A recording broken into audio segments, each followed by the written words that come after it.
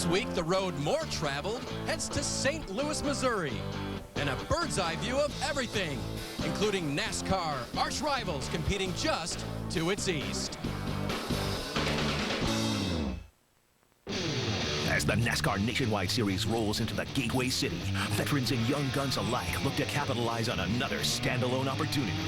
And while some Nationwide regulars try to make their name for the first time, others look to do it all over again. He's underneath Boyer, and he slides up in front. Scott Wimmer, the winner at Nashville. Here he goes. Here he goes on the inside. First-time winner, Brad Keselowski. Boy, what a Father's Day present, because the 18-year-old is going to win at Kentucky. Reed Sorensen pulls it off for the second time at Gateway International. This week, who will rise to the occasion and fight for the opportunity of a lifetime?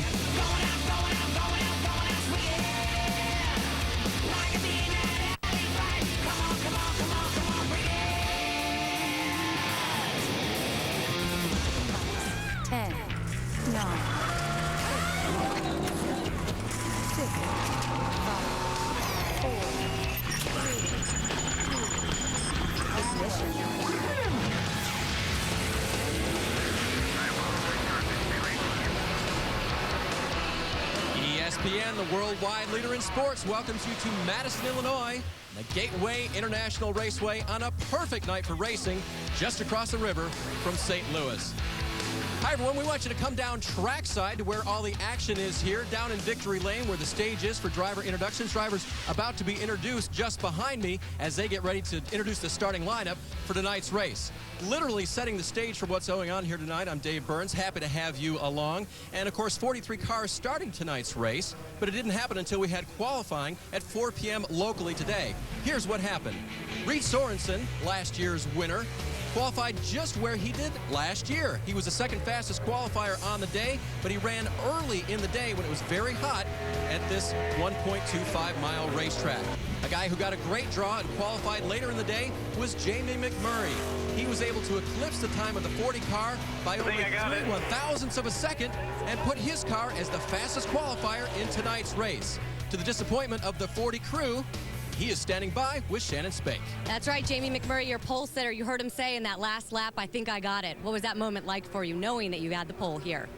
Well, I honestly, when I ran my first lap, I felt like that was going to be like a 20th place lap. And I went back through 1 and 2, and I thought, wow, that's a pretty good corner. And when PK said what my time was, I thought, if I can just get through 3 and 4, I'll have a chance at the pole. And then I got to turns 3 and 4, and the car had a lot of grip. So I was like, well, I believe we might be able to get it here. All right, speaking about PK, this is the first race that you guys are racing together. What's the biggest challenge you face working with the new crew chief? Well, I mean, I guess knowing if it's a little loose or a little tight, but he's done really good so far with kind of telling me what he wants to do and then looking at me to see, what my reaction is. And we actually unloaded really bad, and the very first change we made got the car pretty close. And then we just continued to work on it, and I just think that as a team we did a really good job this weekend with taking a car that wasn't very good off the truck and getting it better. So to put the City Financial Ford Fusion on the poles, that was cool. Yep, pretty good job. Good luck to you guys. Now, after a 3-week hiatus, Joey Logano is back behind the wheel of the number 20 car here this weekend. He has just 4 nationwide starts, but he's already building an impressive resume. And certainly all eyes will be on the driver that is known as Sliced Bread. There's hype. It's just magic, plain and simple. Joey Logano's magic. And then there's living up to it. Oh, Joey Logano on the outside, and he makes it look easy. Boy, what a Father's Day present, because the 18-year-old is going to win at Kentucky. We're obviously happy for Joey. We would like to get him in some Cup stuff towards the end of the year. Where we are right now with Tony, it's kind of hard to predict the future. Very proud today to announce that myself and the Haas CNC team have merged. I'm now formed Stewart Haas Racing. Despite a past champion moving on, Joe Gibbs' racing future still looks bright in 18-year-old Joey Logano. And joining me now is Joey Logano, and we just saw a piece there documenting the way your season's gone. Joe Gibbs singing your praises and talking about last week's announcement with Tony Stewart. How's that affect your future? Not a whole bunch, to be honest with you. I'm here for the same reason, and that's winning races in the GameStop Toyota. That's what we're here for tonight. We got a good starting position. Hopefully get through a few laps and see where our car's at and start racing from there. It's been a few weeks since you've been behind the wheel. I know there's not any rust, but how about some anxiousness? How excited are you to get back behind the wheel? I'm way excited. I told you when I was in a bad mood the last 3 weeks, I promise you that. And, you know, to get back here, practice yesterday, and, you know, get back in the groove out there with other cars and stuff, that's a lot more fun. I feel a lot better now. I'm in a lot better mood now. Well, Dave, Joey Logano might be only making his 5th start, but already he's a favorite. Thanks, Mike. Well, this week it was announced that our friend and broadcast partner Brad Doherty would be joining a new operation as part owner to be called JTG Doherty Racing. And that, of course, includes a guy standing with me, Marcus Ambrose, who drives for the former JTG, I guess now. You've already started your Cup career. You will begin full-time next year as a part of that. So how excited are you to have Brad on board? Well, it's just great to get the announcement out there. Having Brad on board is just fantastic. It's going to mean a longer word to spell when we do our press releases, but you know, having Brad in our team gives us instant credibility. He's just a great fan of the sport, and he's going to really hopefully get us right in there into the boardrooms of big companies and represent us with pride. You know, we're so excited about next year. We've got a lot of great things to unravel over the next 3 or 4 months, and I'm just pleased to be part of it. Hopefully it'll be a nationwide win as well, because that is still on his docket yet to do. That's something the guy standing by with Shannon has already done. Well, that's right. Reed Sorensen, 2 wins here. Now Chip Ganassi Racing got its 100th win last weekend. What would it mean for you to get number 101 here tonight? Well, it would be pretty cool. You know, just happy to be here and get the chance to have some fun tonight. It should be a pretty good race, and just talking to Jamie and Clint here, and you know, everybody thinks their cars are about the same. So once we get out there, we'll kind of figure out who's got the edge over somebody. But you know, last year we had a really good car at night, and when we got cooler, our car got even better. So we're starting a little bit later this year, which may be to our advantage. I don't know yet, but just happy to be here. All the Fastenal guys did a great job on the car, and should be fun. I'm looking forward to it. And crew chief Brad Parrott said, "We're not here to finish second. We're here to win." Dave? That should be fun to watch, Shannon. Coming up on the countdown, Joe Gibbs Racing and Toyota have been unbelievable. Should NASCAR do anything about it? Our experts will weigh in. And Mike Wallace, hometown favorite, he tours the dirt, the pavement, and the turf of St. Louis, and he takes you with him. Now, most of us arrived at this racetrack this weekend by car. Not Carl, when Countdown continues. I think it was a strategy on Toyota's part to come in the sport and gain respect. I think Gibbs' relationship with Toyota and their own power, their own people, have built what they have. So if someone else would have built that, they could have done it too. You've taken somebody that gained all their knowledge, teamed it up with somebody that already had a tremendous amount of knowledge, and created something that is better than everybody else's. Now, as far as saying, can our Dodges catch up in the Nationwide Series? I don't know if it can. When it's not just one guy, you know, it's everybody that gets in it wins, you know, it's frustrating. Gibbs did nothing wrong. They just stepped up and did everything right. It's up to us to beat them. I know it's been said, hey, you know, put a monkey in there, they could do it. Let me just say, we have some very gifted and highly trained monkeys. So just keep that in mind. That's easier said than done. Because if the monkey can still do it, I'd still be driving. What I get frustrated with, just give our guys some credit. You know, that's the biggest thing. Well, give them some credit. They're doing a good job. You know, don't just keep yanking at them and saying anybody could do it, because that's not the case. Take a look at some of the numbers being generated by Joe Gibbs Racing this year in the NASCAR Nationwide Series. 13 wins among its several drivers. They've led nearly half of all the laps run at the track. An average finish of 8.4. That is pretty darn good no matter who you are. And they've done it in the Toyotas. Now, David Stremme is one of the drivers who campaigns a Chevrolet in this series, and he joins us now. David, full props to JGR for what they've done, or do you have to pull that back a little bit because they're in Toyotas? Well, I think Toyota added to their program. People tend to forget, you know, a couple of years ago, the 21 team was very strong. And then that group kind of got split up a little bit. So the 20 team at JGR has been together. Obviously, they have really good drivers in there, and I think Toyota just boosts their program. You look at RWI and what we've been able to do with just starting a second team, and we're in the top 10 in owner points. These things just don't happen overnight. They got to take time and build together, and I'm really proud of what everybody's done at Rusty's Place and Atrius and everybody that's behind us. Because it takes a lot to get going, and hopefully we can get back in the swing of things tonight. Here lately, we haven't been hitting on all 8, but I think we got a pretty good car tonight. Let me have you work on that a little bit more. Good enough to win today and run with the Toyotas, you think? Well, I think the thing is you got to have everything line up perfect. Last week we had some issues on pit stops. They tended to that this week. But tonight there's probably 5 or 6 guys that can win, and I think that shows how tough the Nationwide Series is. I mean, you got Jamie that's come in. Reed's run really good here, and then you have the normal guys like Clint and everybody else. So it's going to be tough. We're going to be on top of our game, but I feel very good about my guys and what they've been able to do this week. All right, we'll keep our eye on the 64 of David Stremme. Now, as far as doing anything with or about Toyota, should NASCAR, should it not? How about some more opinions on that? Let's go up to the booth, talk with Andy Petrie, Dale Jarrett, and our Dr. Jerry Punch. Thanks, Dave. So much is made of the Toyota domination of the series this year, but take a look, folks. Truthfully, there are 4 different Toyota teams fielding 6 cars. Joe Gibbs has 2 cars, Braun Racing 2, Michael Waltrip 1, and Germain Racing 1. It's the Joe Gibbs guys that have won 13 races, so it's not really Toyota, but it's this car. In fact, someone earlier in the year said that these cars are so good that a monkey could drive the car, and no, that monkey will not drive tonight.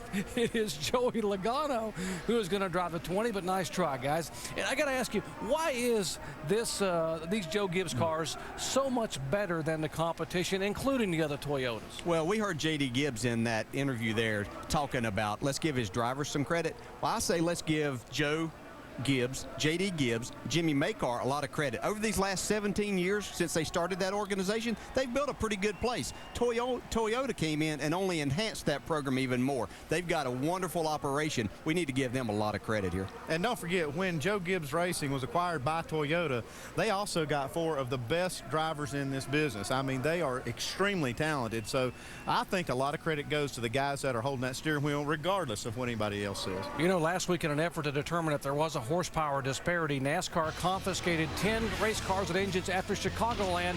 And here's a look at the ranking after the dyno testing. To no one's surprise, Toyota at the top of the horsepower list. But the surprise is it's not a Joe Gibbs Toyota. It's the 99 car of David Rudem. Guys, what do we learn from looking at that ranking? What I learned by looking at that right there, that graphic and that ranking, is that the playing field is level. That's the goal of NASCAR, is to have a level playing field, and that is telling me that that's the playing field's level. Now, Joe Gibbs Racing is definitely outperforming these other guys, but maybe they have to look somewhere else. Yeah, you know, it might be some advantage that they're getting in the engine, but it's not just total horsepower. It's in some other areas. So these guys are going to have to start working on their cars and their engines in other areas. They're getting beat on a regular basis, but it's not because just raw horsepower. You know, Joe Gibbs always said it's about players. You got to have players to win, and he's got the players in the key positions. You know, Toyota has been almost too hot to handle this year on the racetrack, but tonight all the cars are going to have to deal with the heat. And for more on how they deal with the heat, let's go down to our Chevy cutaway car and veteran tire changer, DJ Cobb. Thanks, Doc. Crew chiefs are going to really be paying a lot of attention tonight to the brake duct temperatures. And the way they're going to control that temperature is with the brake duct opening. Now, for qualifying, they had this brake opening fully taped off for downforce. And crew chiefs definitely want that, but it's a trade-off. They need to be around to the end of the race, so they need to take all the tape off the front of that thing to make sure they don't have a brake failure, allowing as much air as they possibly can to get through that, to travel down these hoses into the spindle duct that encases the rotor. Now, that ultimately will help try to keep everything cool down inside there. Now, if the temperatures do get too hot, then that's when the problem is. And this is definitely what happened here. The bead actually got so hot inside that wheel that it came apart and ended up making this tire go down. I can promise you one thing. The guy that was running this tire definitely had a close encounter with the wall. Doc? Thanks, DJ. We're looking forward to your input throughout the night, keeping us abreast of what's happening. Folks, the heat is on. The summer sizzle here in St. Louis is on.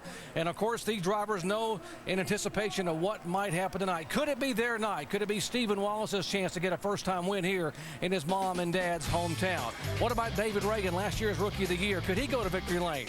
When we come back, we'll have a former local boy give us a tour of his hometown.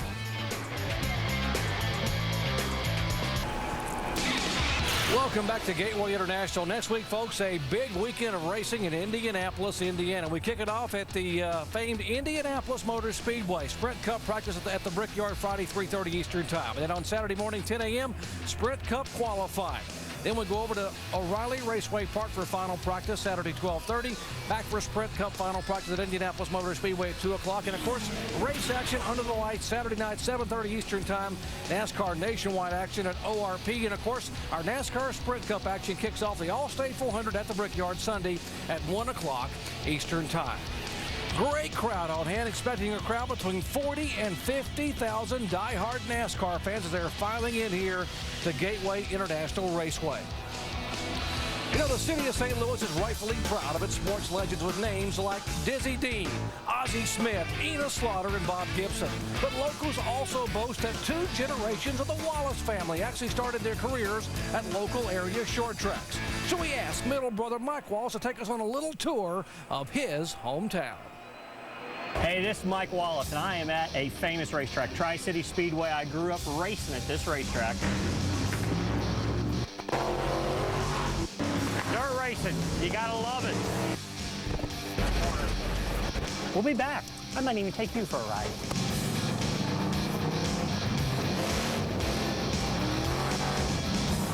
How about that for a ride? That was awesome, wasn't it? Here we are, Anheuser-Busch Incorporated. You talking about a world-famous place. This is my buddy Casey Kane. Jake's a big guy. The biggest one we have. With all the controversy in NASCAR about horsepower, this is Toyota. We nicknamed him Toyota because he's got more power than anybody else. Budweiser! All right, how cool is this? I am at Busch Stadium getting ready to throw out the first pitch for the Cardinal ball game tonight. Look at this beautiful new stadium. Watch this. I'm touching the grass. Look here what I got. Albert Pujols signed me a bat. Hey, Mikey! Hey! Hey, you tell that nephew of yours to stay off your butt. See what I got for him? Don't bounce it over the plate. Okay. Okay. You're scaring me. Please welcome Mike Wallace to the stadium.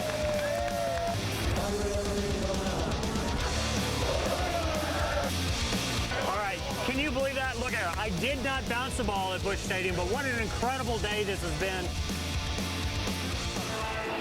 All right, well, here with the very busy Mike Wallace, what a week for you. Now, as we're doing this ride around here in the truck, we're just now passing the start-finish line.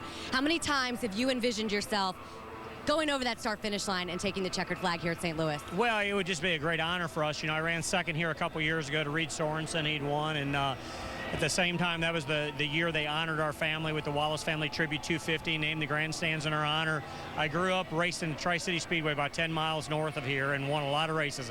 Won 14 weeks in a row at that racetrack at one time. And coming back to this racetrack would be a great honor to win and be the first one across the finish line. And if I can't do it, hopefully Kenny can get it done because it means a lot to both of us. All right, we saw how busy your week was. What was the most exciting thing that you did this week?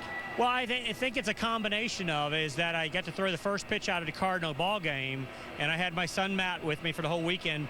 But here's probably the most exciting thing of the weekend. The bat that we saw in the piece. This is a bat that Albert Pujols signed for us before the first game, and I mean, you know, he's a Hall of Famer and went way out of his way to do it all. And Matt's got his hat signed by him, got a set of batting gloves, and he was just incredibly cool. And you know, understanding professional sports is a big thing, and having somebody take that much time and give you such a nice momentum and not asking for it was really cool. So Albert, thank you very much. Really appreciate it, and all the St. Louis Cardinals for everything that happened. And they did take my coaching advice, and they won that night. So they said they'd invite me back. Well, Mike Wallace is looking to be the first Wallace to win here tonight at Gateway. Mike? And Shannon, we're with the point leader right now, Clint Boyer, who has a 183-point advantage with 20 races already in the books. How comfortable is that for you?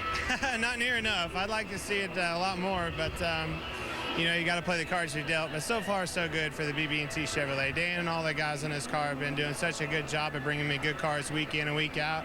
And we're racing smart. I mean, we know what we're up against. We haven't got the wins that we want, but you know, we are leading the points, and that's a light at the end of the tunnel. So hopefully a good run here. We'll get a little more pad. Speaking of the car, I spoke with Dan Daringhoff earlier this week, and he said the concentration was really on the front springs. How's the car reacted to that package? Yeah, I'm good. You know, I mean, Dan, we worked a little bit on that. You know, changed the right front spring a little bit and tried to get the car down to attitude a little bit more, and it accepted it good. It's just kind of, you know, as it goes into the night and we run through this race, it keeps getting tighter and tighter. You got to keep that in the back of your mind. I was here a couple years ago, fast in practice, and was way too tight in a race. Hopefully we learn from our mistakes. Well, Doc, Clint Boyer rolls off fifth, looking for his second win this year. Mikey has led the points since March in the Nashville race, and the margin is the closest in 3 years in NASCAR Nationwide Series. You mentioned 183 points. It was over 200 points a week ago. Look at some of the movers in the middle there. Rudeman up a spot. How about Kyle Busch up 2 more spots there after that win in Chicagoland last week there. Great top 10 in the points. Clint Boyer trying to hold on to get his first NASCAR Nationwide Series championship. Well, could it be in the numbers for some drivers tonight? Jason Keller makes his 11th start at this racetrack in car number 11. He's got more top 5s and top 10s than anyone here. And how about the youngster on the right there, the 19-year-old from Landon Castle, made his debut here a year ago. You want to ask him a question? Log on to ESPN.com, keyword Ask the Driver, and ask him a question as our in-race reporter.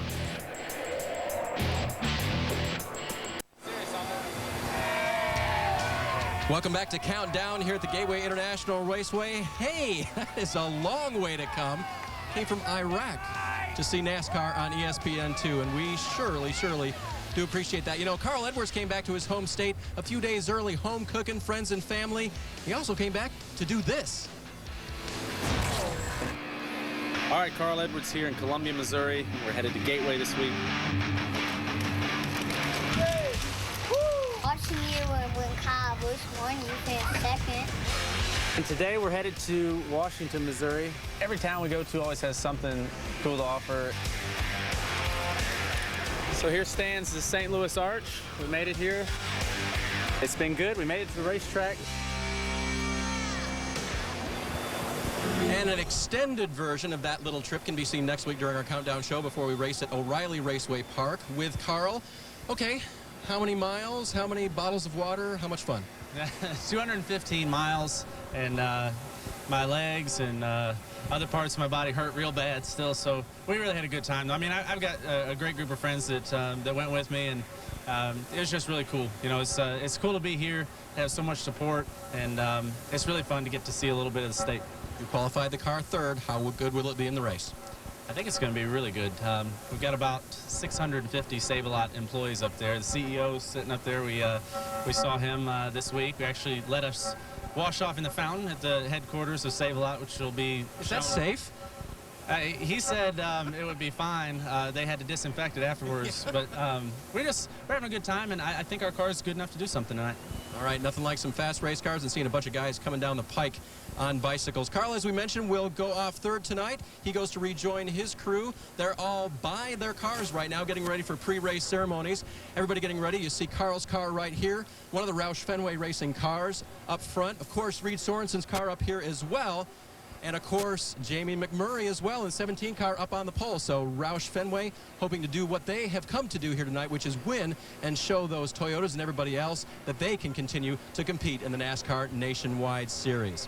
Well, moving closer to the green flag now, let's get down trackside for pre-race ceremonies that begin with a special tribute.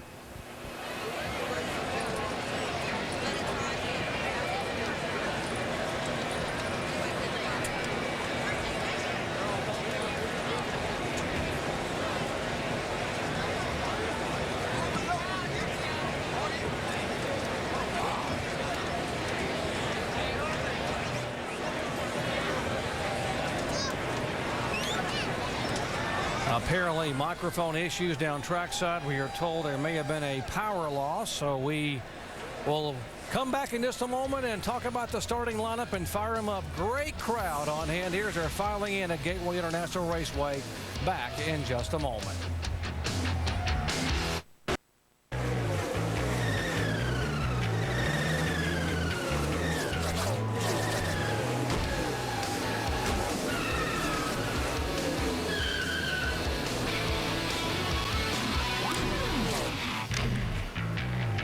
Welcome you back to our NASCAR Nationwide Series coverage.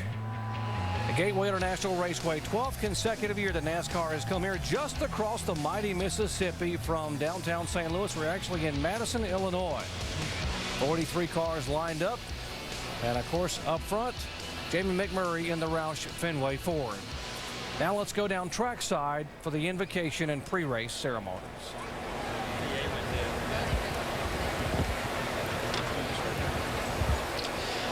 Well, ladies and gentlemen, NASCAR lost one of the family members this past week, Steve Patterson, technical director for NASCAR. Steve led many of NASCAR's safety initiatives, including the development and the installation of safer barriers, management and improved the head and neck restraints, and improved seat belts. Right now, ladies and gentlemen, we ask that you please pause for a moment of silent prayer to remember our good friend, Steve.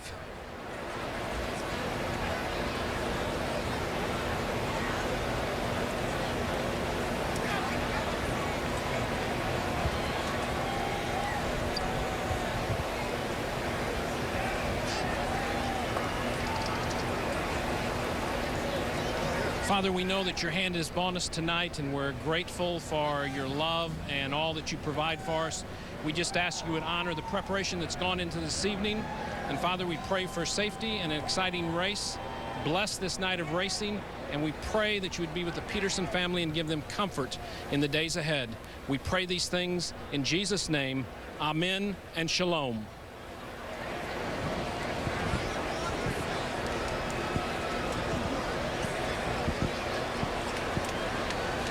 Oh, say, can you see by the dawn's early light what so proudly we hailed at the twilight's last gleaming, whose broad stripes and bright stars through the perilous fight and the ramparts we watched were so gallantly streaming, and the rockets' red glare, the bombs bursting in air, gave proof through the night that our flag was still there. Oh, say, does that star-spangled banner yet wave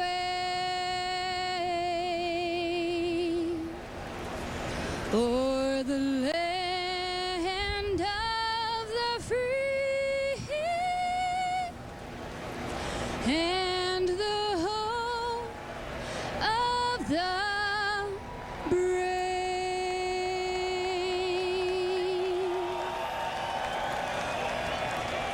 Patriotism abounds here at Gateway International. The American flags flying high above the grandstands that are rapidly filling up. When we come back, we'll take a look at the starting lineup and get the command to fire them up for 200 laps here tonight.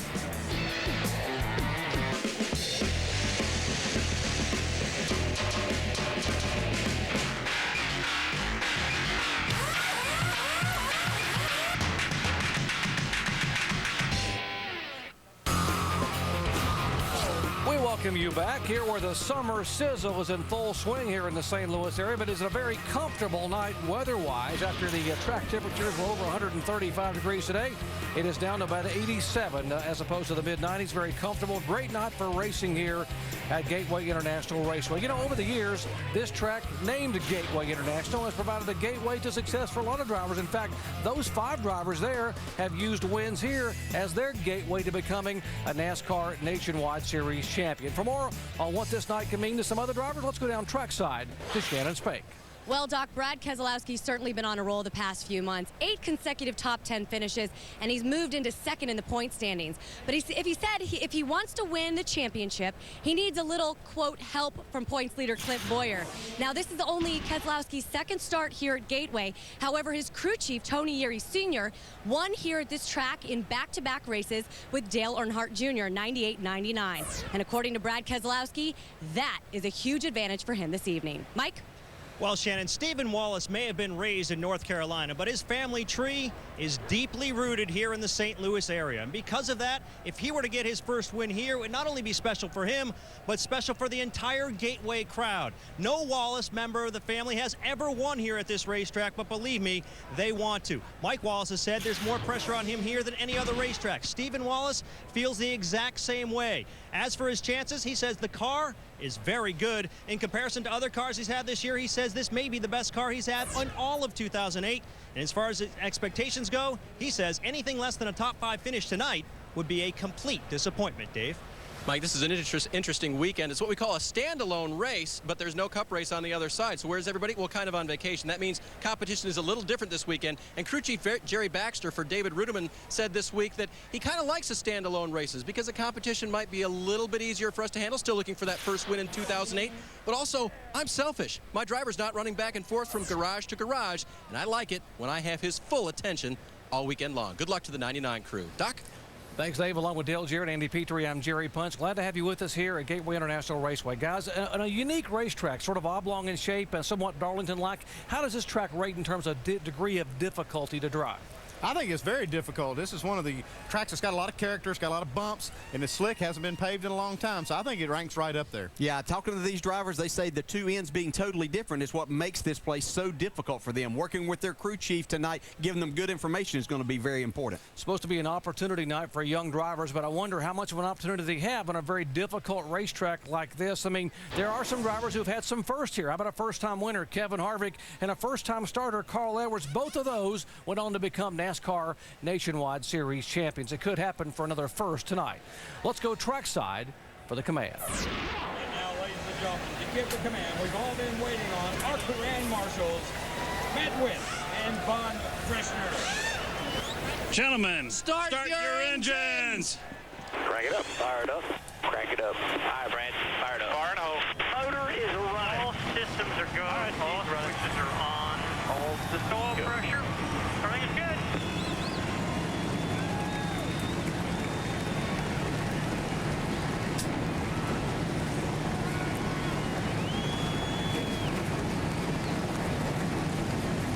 Engines have fired, and could this be the night we celebrate another first-time winner? And could it be a 19-year-old from Cedar Rapids, Iowa? This guy, Landon Castle, what's he thinking right now? We're going to find out when we come back. He's our in-race reporter. We'll ask him your question and ours in just a moment.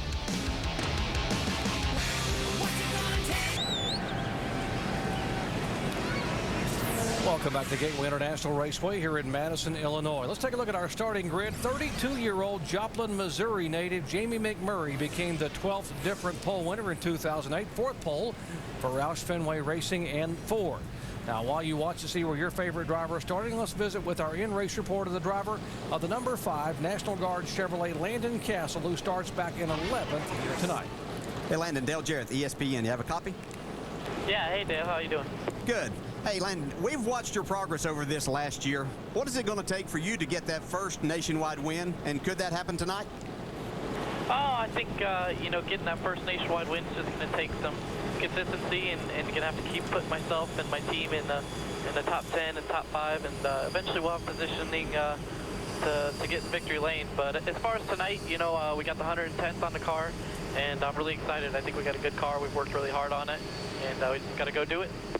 Okay, our second question comes from our ESPN.com mailbag from David in Marion, New York. What is the most important thing you have learned in NASCAR since your debut at Gateway last year? It's so hard to tell. You learn so many things every week that, I think, just earning that respect for the veteran drivers and showing them respect is pretty important on the racetrack, and, makes your time on the racetrack a lot easier. Thanks, Landon. Have a great night, and we'll talk to you later on. Thanks, Dale.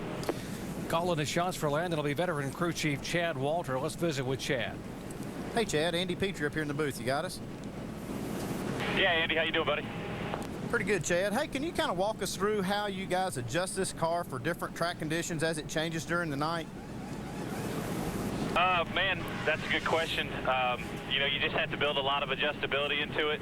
You have to put some situations in practice that the driver can feel out those adjustments if you get time, around a wedge out, a track bar up or down, maybe even an air pressure adjustment that might help the driver as the track changes, as the sun's gone down and we get some rubber laid down on the track.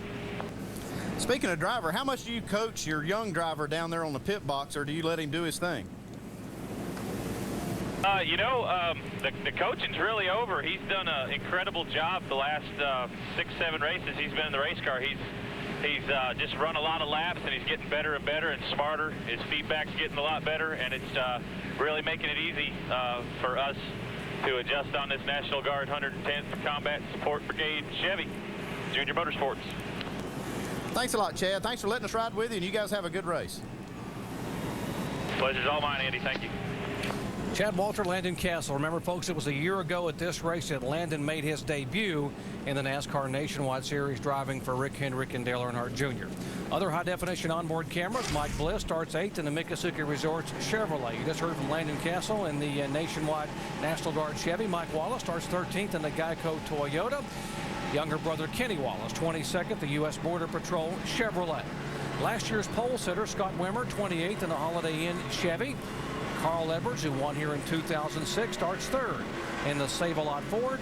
20-year-old Stephen Wallace starts 6th in the Jimmy John's Chevrolet, and David Rudeman 14th in the Aaron's Toyota.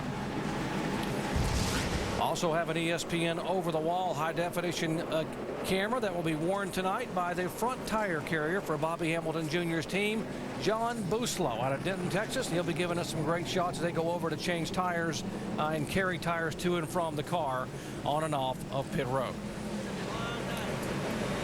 Our race analysis, it is a 250-mile race, 200 laps. The pit road speed 45 miles an hour. A little tricky getting on the pit road. Got to enter off of turn 3. The pit window 65 to 70 laps. Remember, it's a smaller fuel tank than we had here a year ago. And that's the banking that these guys are talking about. This unique oval, 11 degrees in turns 1 and 2. Sharp turn there, very sweeping turn 3 and 4. 9 degrees, very New Hampshire-like up in 3 and 4. Guys, going to the rear, we talked about the 32 car, had some damage in qualifying. And, of course, they have to go to the back of the pack. That's James Busher, and also some fire damage on the 90 car of Johnny Chapman. Both those cars headed to the rear. Now, we know who the favorites are, but how about some sleepers tonight to keep an eye on? Well, I don't know if my guy's a sleeper because he has the best record here as far as top 5s and top 10s, but I'm going with Jason Keller. This is his type of racetrack, and I think this team has a lot of momentum on their side. And, they just signed this deal this week with Joe Gibbs Racing for next year, but I think that that's kind of put a little extra step in their walk through the garage area. They were excited about this, so let's watch Jason Keller. My guy's going to be Mike Wallace, hometown boy. He came up here with a lot of hype, and we saw the little feature he did. He is motivated to win here. He needs a Wallace on that trophy, and I think this might be his night. These are two guys to watch. Both those cars very good in practice yesterday afternoon. And, of course, the reason we're in a bit of a delay here is because of the power failure that you heard when we were trying to do the trackside festivities. The power went out. And now they've been able to get the track lights. Still, a few of the track lights have not yet come back on. And so they are now going to go ahead, and they got most of the lights back on. And now the drivers say it's okay. NASCAR says it's okay. So they're going to come to the green flag this time. And by the way, they're going to use flagmen in the corner. See the flagmen in the corner because some of the caution lights are not operational. Those are positioned there to be able to wave the yellow flag to be able to let the drivers know if there is caution on the racetrack. And they're working to get all the lights back functioning here as soon as possible. Glad to have you with us on a summer night here in the St. Louis area. It was a scorcher of a day, turned into a beautiful evening for NASCAR Nationwide Series action. Expecting a crowd of over 40,000. Yep, Cardinals played in the afternoon, played the Padres trying to sweep the San Diego team, and then the folks came out here to be able to watch great NASCAR action. As they give them the signal, 1 to go, let's check in on pit road with Shannon Spade. Well, Doc, as you just documented, the lights down here are off. So what the crews are going to do to go over the wall, they're going to use these glasses so that they can actually see what they're working on. One other way that they're going to work on it is this helmet also has a light on it. Not very fashionable, but certainly will do the job down here on pit road. And I do want you to just take a look.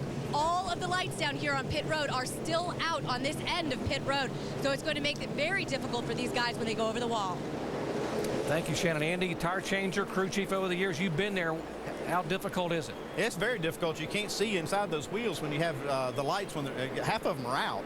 So those little flashlights on the head, that's kind of cool. I guarantee that helps some. Yeah, I guarantee you. I bet some of these other drivers were probably thinking if there's going to be a power outage, it could have been in some of those Toyotas. They were looking for a little help there, but that's not what we have here. They could borrow some from those guys. And the scoring pylon is out of the infield. A lot of power outage there in the infield, and that's why it's dark. Got to wonder if the drivers will have problems being able to see the signs on pit road as they come down pit road. Remember, the pit road speed is only 45 miles per hour. Front row, up front, how about Jamie McMurray, the Joplin Jet. He's a Missouri driver, making only his 5th start of the year and gets his first pole in quite a while, becoming the 12th different pole winner in 2008. Beside him, the guy who won from the outside front row back in 2005 and 2007, Reed Sorensen in the Dodge. Glad to have you with us. Here they come out of turn 4 as the fans are on their feet, and we are set for NASCAR racing here at Gateway International Speedway.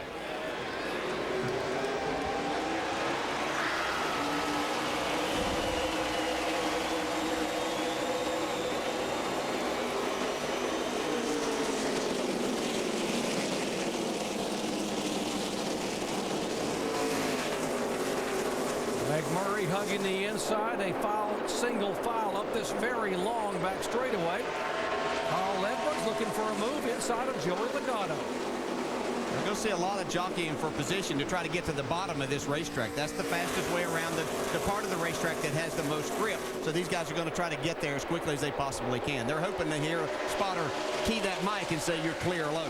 Yeah, he saw Joey Logano in the upper groove, and he kind of forced his way in line right there behind Carl Edwards. And there's a lot of give and take early in the race. These guys are not going to want to wreck each other. They'll give that guy that little extra 6 inches at this point of the race. Yeah, you have to kind of know who you're racing, and obviously that was Clint Boyer, our points leader, that he pulled in front. Clint didn't want to create a situation or a bad situation for himself or Joey Logano at this time. Remember, Joey Logano has never been here, making only his 5th start, surrounded by a lot of experience. Carl Edwards in front, Clint Boyer behind, and back Clint Boyer almost on the inside. That outside groove looked pretty good off turn 4, at least for Joey Logano. He's making it work right now. Jason Keller making a move back on the left side of your screen. The 11 car making a move. You see Jason, the guy you picked, DJ, as a sleeper. He and Mike Bliss trying to get underneath. Oh! Stephen Wallace bounces it off the concrete coming off the corner. Yeah, he made a pretty good lick into that wall right there. That's going to cause some damage to that suspension and probably knock something out of line. Yeah, and that's one of the problems of getting up. You have low air pressures, that the track doesn't have a lot of grip up there. You have to really be careful. You want to race hard, trying to get yourself down to the bottom, but you really have to be careful. Steven had qualified 6th and was running 6th and just trying to hold off, and the car just bounced off the concrete, now in jeopardy of losing about 3 or 4 more spots, but got to believe significant damage on the right side of that car. There were 3 wide getting down into turn 1. Something had to give, and it looked like it was David Reagan. Let's see if we can see what happened to Steve Wallace here as you see the 11 and 1 trying to go underneath him. Yeah, we were just talking about that upper groove, and it's just not clean yet. It's not really ready to run that high on the racetrack. From the Jimmy John's onboard, you can see the car just sliding right up. Yeah, you get up there, and again, like Andy said, that part of the track isn't cleaned off. There's not enough people running up there yet. Not really any rubber, because that's not where they wanted to get up during practice here. So it's going to take a little bit of time. Well, it'll be interesting to see how much it's affected his car as we move on through the race.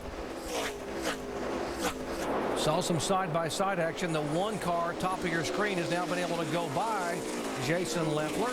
By the way, Mike Bliss in the 1. He was the fastest car in the night practice session last night. Yeah, a lot of people pointed to him, Andy, that he might be the guy to beat. They've got a new package that they have not run. This is a car that they haven't run this year, and they have pretty high hopes. And actually for qualifying, they thought they had a shot, but the car was just way too loose. And I think that's going to transfer over and really help these guys tonight, because the track does get so much tighter as the night progresses. This is really probably going to play into his favor. David Strimmy, the 64 car, made the move, made the high swing underneath the 11 car. Now Leffler, I should say, Jason Keller trying to get back right in front of Jason Leffler. Yeah, you got a couple of Jasons right there.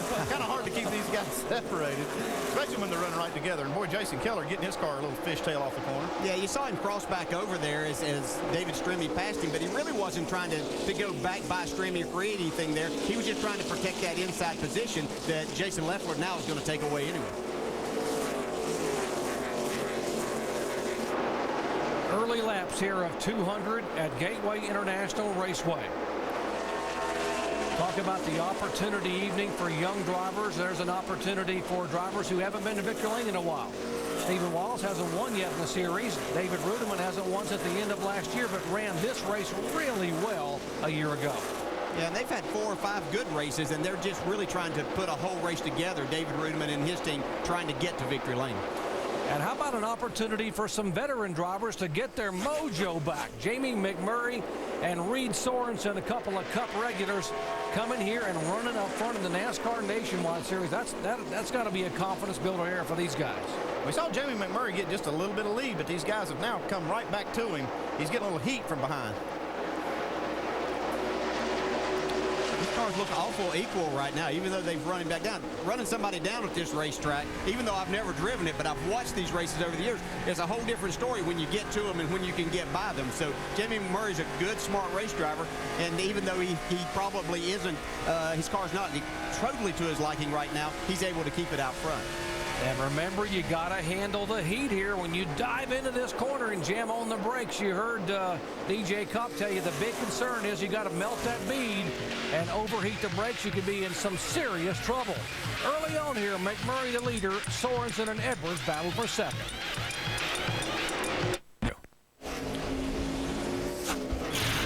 Big weekend of motorsports for you coming up. NHRA Race Day on ESPN2 tomorrow, 11 a.m. Eastern Time. How about some IndyCar action? The Honda IndyCar Grand Prix in Mid-Ohio tomorrow, 1:30 Eastern, over on ABC. NHRA Shucks Auto Supply Nationals Finals tomorrow night at 9 o'clock Eastern Time. And folks, don't miss Tuesday, 7 Eastern Time, Dale Jr. Shifting Gears on ESPN. They're not shifting gears or shuffling up front quite yet here, but Carl Edwards, giving his teammate Jamie McMurray all he can handle a couple laps ago, nearly made the pass. Now has backed off and settled in just a little bit. DJ, let's talk about the lines these guys take in the corners and how that impacts how much heat we see in the brakes. Yeah, there's a couple of different ways, and we'll watch Jamie McMurray go down into turn one right here. Carl Edwards right behind him. We'll see Jamie turn in just a little bit earlier. You see Carl stay out. That time it wasn't much of a difference, but we saw him a lap ago. But that means that with Jamie driving straighter in, he's probably going to be on the brake just a little bit harder, and typically then we're going to see a little more brake heat in that 17 car. It's amazing to me how close these lap times are and how much different the brake rotors are looking.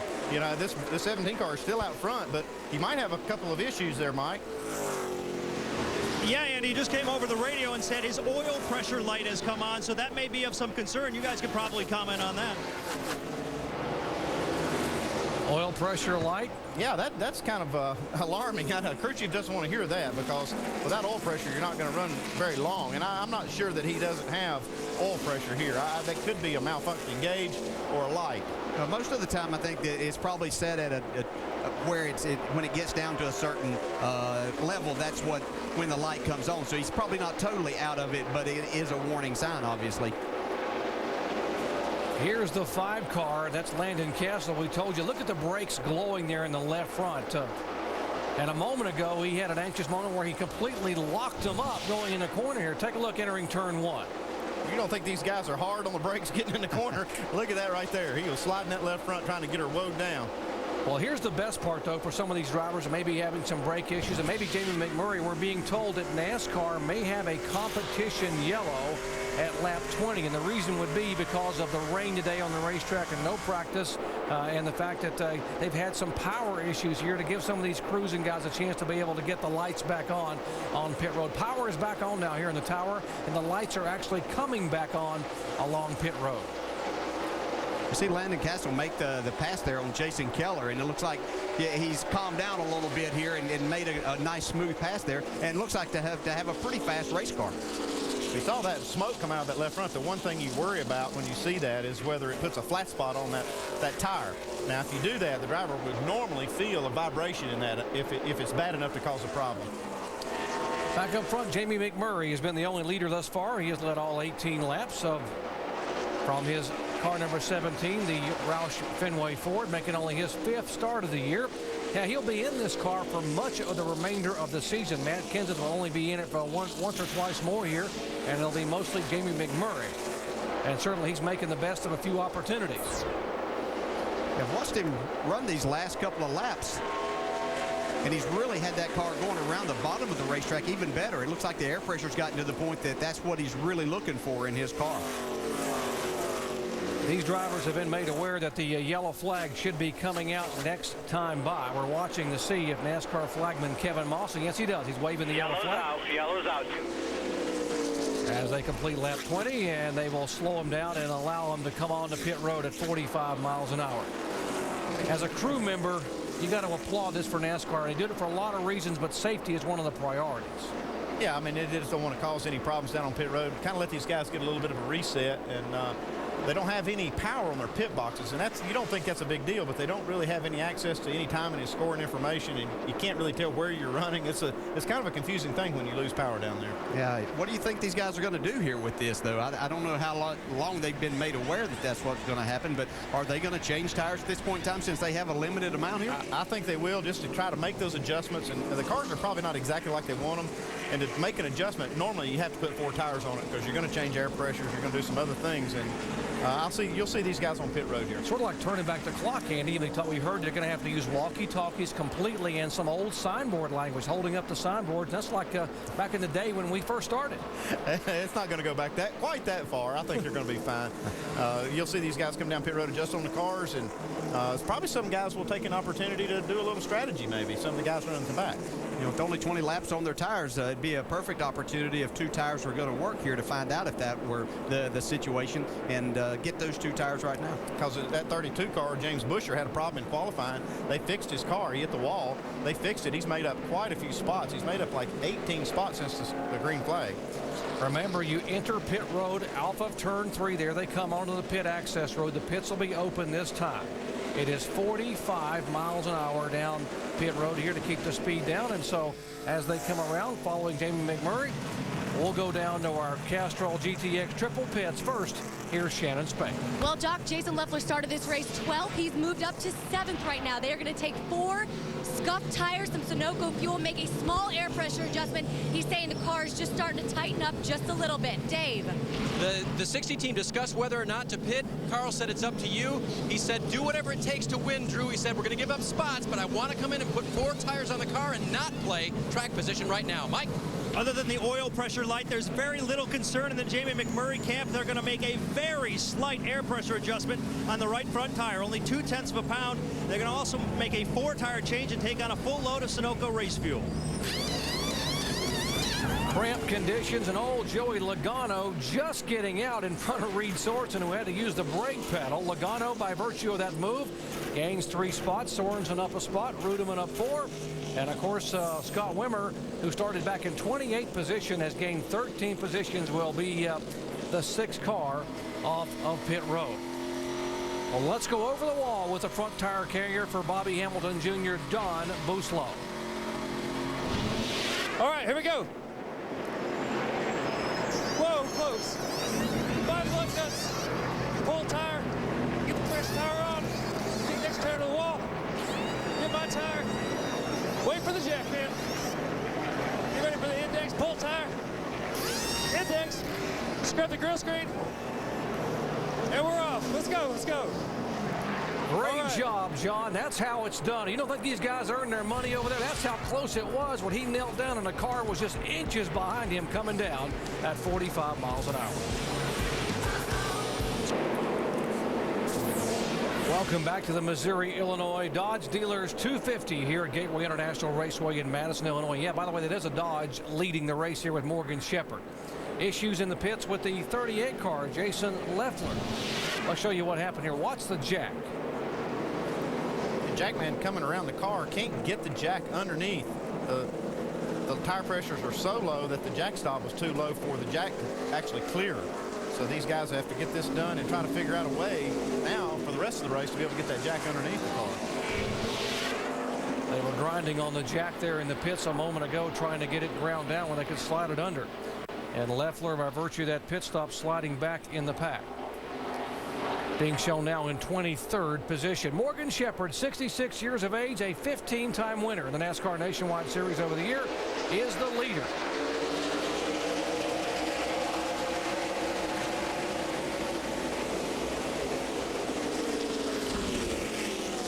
Joey Logano in the 20 car took 2 tires. Remember, Morgan Shepherd did not pit. 20 car took 2 tires. The 40 car, Reed Sorensen, also took only 2 tires. Morgan, he's not laying over for any of these guys. They're going to have to race by. No, he's not, but these other guys are going to have to get by because Joey Logano out front with 2 tires, I think he could get some fast laps. He's got that fresh air, clean air out in the nose of his race car. It'll be interesting to see how far he can get out front. Got the same thing going on here with the 40 car, Reed Sorensen. He took 2 tires. A little pressure now from David Rudeman. A little pushing and shoving back in the pack. 9 and the 9 car, Chase Miller. I'll show you what happened there. Watch the upper part of your screen. James Busher in the 32. Oh, we had a little contact, but everybody seems to get out of there without any real damage. Yeah, when that happens, things just get stacked up, and then that's whenever you start getting the 3 wide situations, because they know that those guys are down RPM-wise going down the straightaway, so I'll just go by them on the inside, and that creates another problem when you get to the other end of the racetrack, as we see Bobby Hamilton Jr. going by Chase Miller on the inside and Stephen Wallace trying to take that spot. Yeah, this is 23rd, 24th, and 25th. Josh Wise back to the right of your screen, a 22 car back in 26th position. We've got a lot of different people with different agendas as far as tires here. No tires, 2 tires, and 4 tires. So it's going to be a little bit hairy for a couple of laps. Let's check in on Chase Miller's situation. Shannon. Yeah, that's right. Chase Miller was complaining that he was just tight center off on that last pit stop, and they were one team that opted to take 2 tires only. Chase Miller in this number 9 car for Gillette Evernham Racing this weekend. He ran an ARCA race back in 2005, and this is the place, guys, where Dodge noticed him, and that's how he was picked up for a developmental driver. So looking for a good finish for this 9 team. Certainly has done a nice job for Gillette Evernham. And here you talked, Andy, you called it up front to give Joey Logano a little bit of breathing room up there, and he is starting to pull away a little bit in that Toyota. It says game stop, but it could be game over if you give this kid too much of a breather up front. Well, he did get a bit of a lead right here, but the last couple times by, these guys behind him have mirrored his lap times and actually just a tick quicker that last lap. So I think we're going to see these guys maybe work their way right back up to this 20 car. You know, and we talked about David Rudeman, who had such a great run here last year, but wasn't able to finish it off and get to victory lane. How was he going to get himself up there? Because he was one of those early guys to go out qualifying today, and when the track was really, really hot. Now we see him trying to take the second spot from Reed Sorensen. Yeah, this is how he's going to do it. He's going to race his way back to the front. Yeah, the caution was a good thing for him. They went in and got 2 tires, and it seems to work really well on his car, and this is a racetrack that David really likes and knows his way around. Yeah, he led 23 laps here a year ago to finish 3rd, so looking for that elusive second victory. Up front, the 20 car of Joey Logano, and he's making only his 5th start, but this car has been so impressive this year. We asked him, what about the fact that this car could win the owners and the owners' point standings? What do you think about that in the championship? I'm going out there to win as many races as I can, and you know, points thing is, you know, it'd be cool for the 20 team to win the owners championship, and you know that is one of our goals. But you know, Dave Rogers told me, says if I can win 6 more, he's gonna buy himself a new car. So I'm shooting that for him. And just watching this kid, guys, it's pretty obvious he has wisdom well beyond his years. This is a track where he's never been on until this weekend. I asked his crew chief, Dave Rogers, if that in this case, he needs to become more of a coach. And Rogers said, no, I just concentrate on the race car. As far as coaching goes, well, he's got a couple of very bright minds working with him. Curtis Markham is his spotter tonight, and also Mike McLaughlin. He's been his personal driving coach every time he's been at the racetrack this year, and certainly those 2 guys certainly know how to get around racetracks. And what they have done with this car and this young man is just nothing short of sensational. 4 starts, 2 poles, a win, and leading here tonight in only his 5th start in the NASCAR Nationwide Series. Great job for that whole crew, Dave Rogers and Joe Gibbs Racing. Back with more in a moment.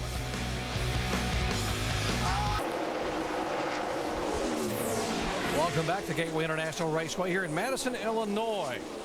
Young Joey Logano is our leader in the car number 20 for Joe Gibbs Racing. He has now led the last 12 laps. And for you Stanton Barrett fans, a moment ago, the 30 car headed back to the garage area. Now the 60 car had some issues, I guess, on and off pit road there, Dave? Yeah, and you know, before they came to pit road, the spotter for Carl Edwards, Jason Hedleski, reminded him, you're going to have to deal with the 81 crew. I know, because he's way behind you, he'll be coming in about the time you want to leave. Here's what happened. Gotta tell those guys to get the hell out of the way in front of us. I'm gonna hurt somebody. I mean, they were trying. That tire carrier stood back there for a long time, and I had to wait on him. I won't hit him. I just got close, you know. So they discussed it ahead of time. It happened just as they predicted, but the driver still wanting to remind him that we need to tell the 81 guys to help us out if they can. And Andy, that's something that a crew chief has to be concerned with. And you don't, I guess, how do you handle that over the years? I know very diplomatically. Yeah, but when it happens, you're not all that diplomatic. I can tell you that. It's you know, the heat of the moment. You kind of heard that in the beginning.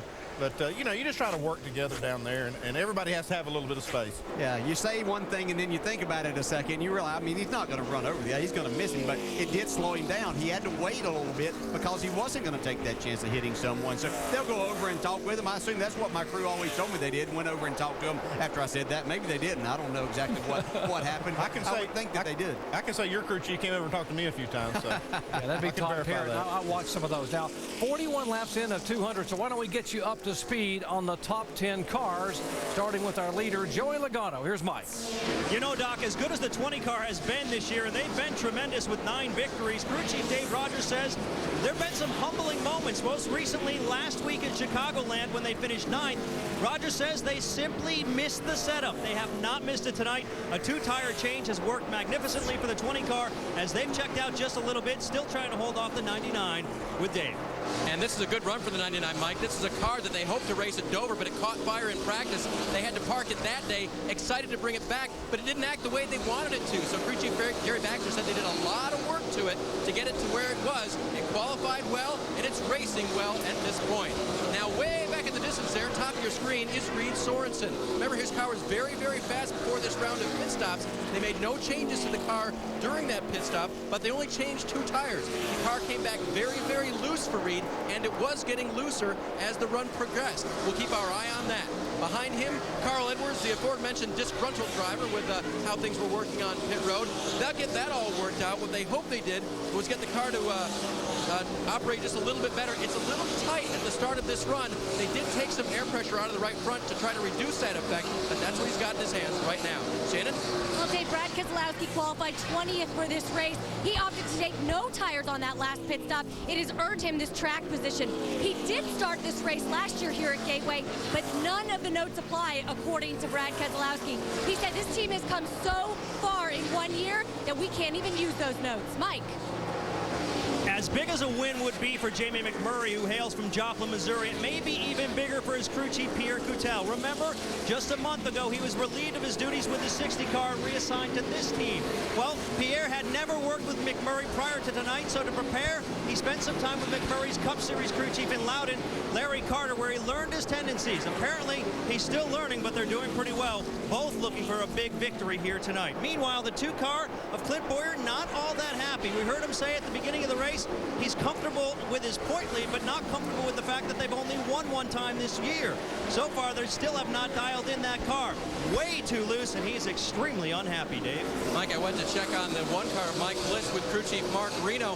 When I asked him about changes to the car, the first thing he wanted to say was, boy, NASCAR is going to have to tell me why we had to have that competition caution. Now, Jerry explained it from the booth, but Reno didn't want to give up the tires this early.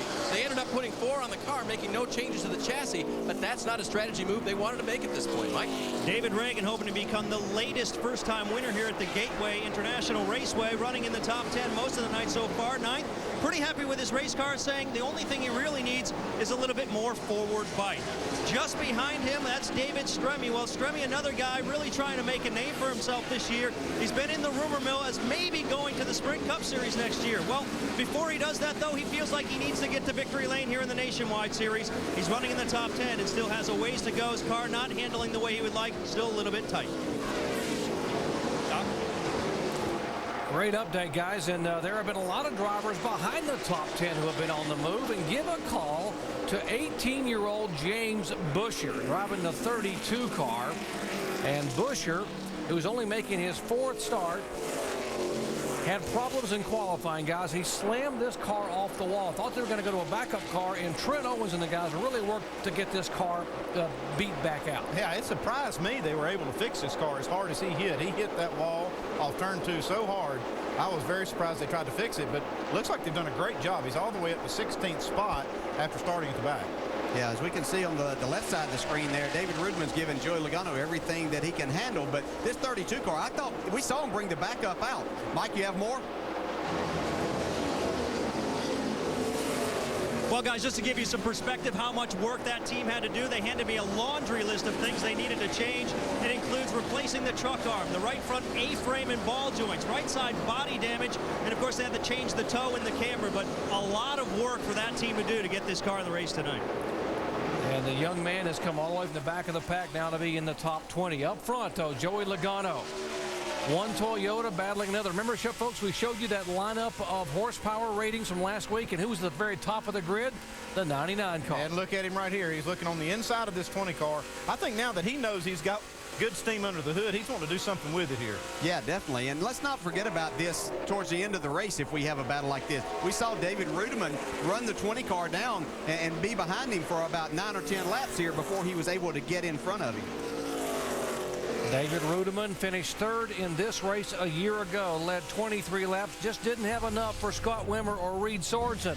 But he now becomes the leader here at Gateway International. Rudiman trying to get win number 1 here in 2008.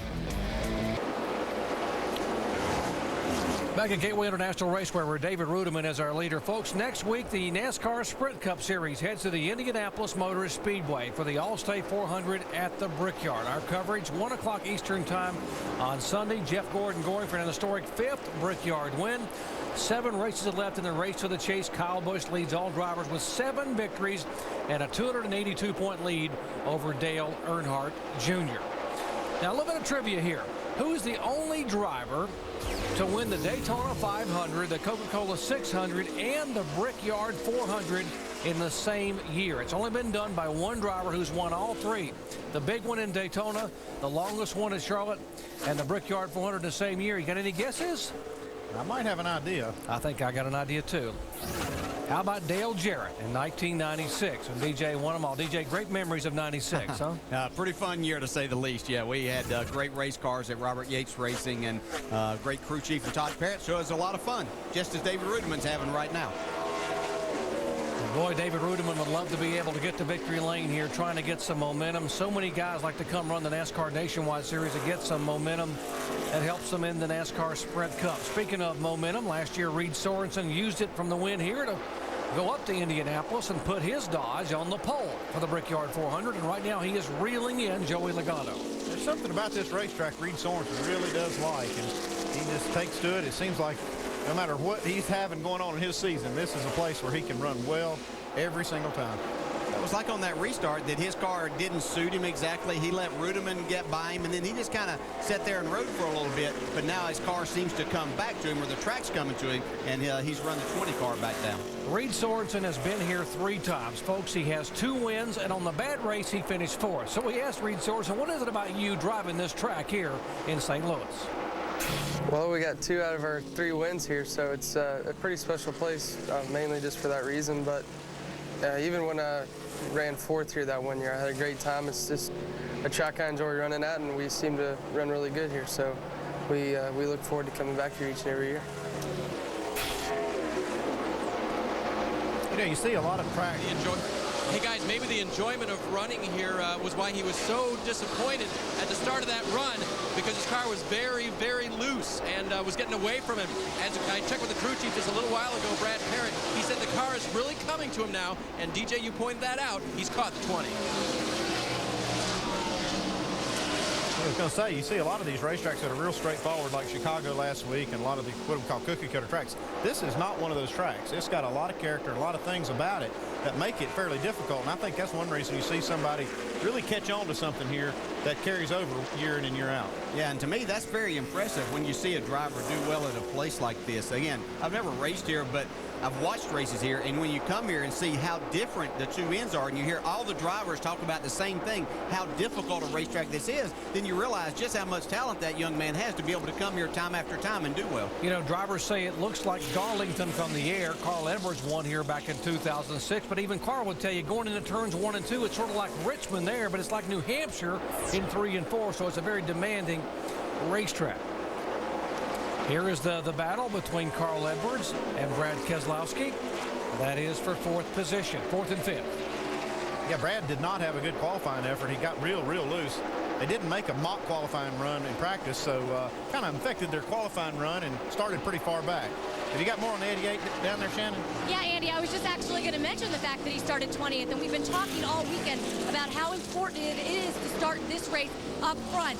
Well, Dale Earnhardt Jr., his team owner, he won at this track starting from the 19th position, and that man on top of the pit box for Brad Keselowski was on the pit box for Dale Jr. So he certainly knows how to move a young driver through the field. Now, something to keep in mind, that 88 car is still on those same 4 tires they started the race on. Expect them to come down about 15 laps just to work on that car. I think that's the most impressive thing right here is Brad Keselowski's able to stay out there and run comparable times to the guys up front. He's run Carl Edwards back down, and he's right there, got himself in a good position now to where everybody's going to have to kind of pit, and he's going to get tires on at the same time everybody else is. The way that car's sliding around off that corner, he'll be needing some tires before long. A lot of these guys did not want to put tires on when they've only run 20 laps. That wastes. Oh, we got a little problem right here with the 47 car, Kelly Byers. In the wall. He is forward up in the wall. Contact. Right there, bud. Hold the brake. And that will bring out caution for the second time tonight. It's kind of a strange place to be in the wall. Left rear damage. Looks like it was almost before they got there.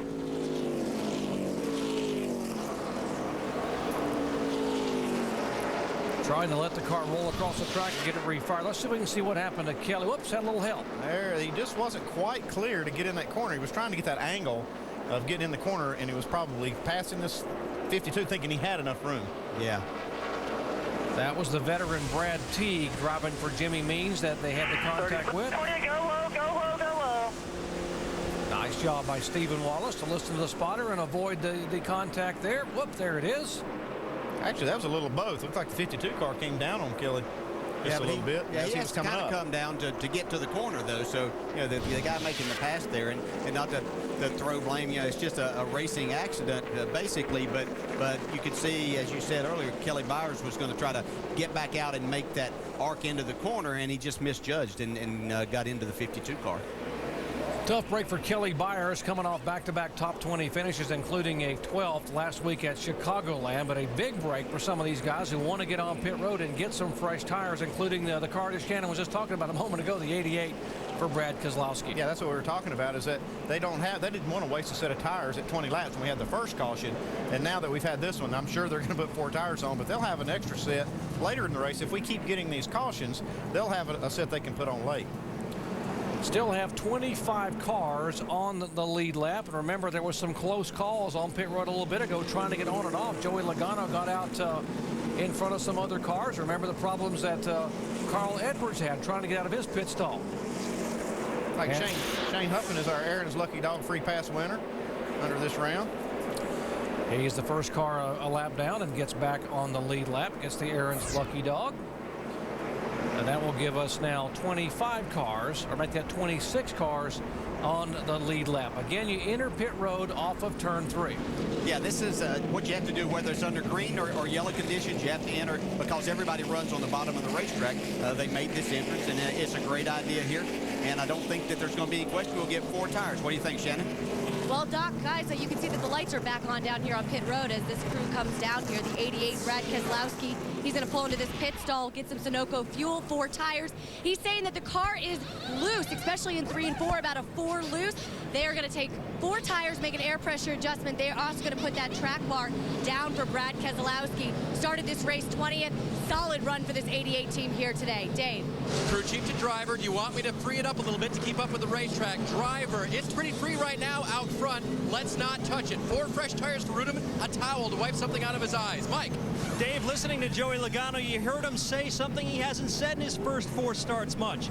The car's too loose. That's typically the way he likes it. They're going to make a 4-tire change and an air pressure adjustment to try to cure the problem they're having off of turn number 4. A clean stop for the 20 car as they're away. And out comes Logano, right almost door to door with the 60 of Edwards, but Edwards gets him to the end of the pit road, so it's Edwards gaining 3 spots. Logano's a push. Rudeman back 2. And you see the adjustments there. Wimmer up 3 more spots. Look how tight it is right there to the stripe, and it is Edwards by about 4 feet over Logano, and he wins the race off of pit road. And again, issues for the 1 car of Mike Bliss, who had driven all the way through the pack, and they had more troubles on pit road with a lengthy stop. We'll set that up when we come back.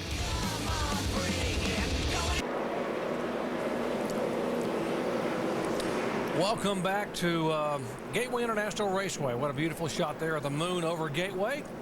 Heard a moon over Miami, but never moon over Gateway. As they get set and lined up for the restart here, completing caution number 2, Carl Edwards from nearby Columbia, Missouri is the leader. He won here in 2006. Behind him, Joey Logano, David Rudiman, Reed Sorensen, and Clint Boyer are points leader. As the pace car pulls around and gets ready to lead him down, let's listen into the spotters as we go full throttle. All right, be ready. You ready? Ready.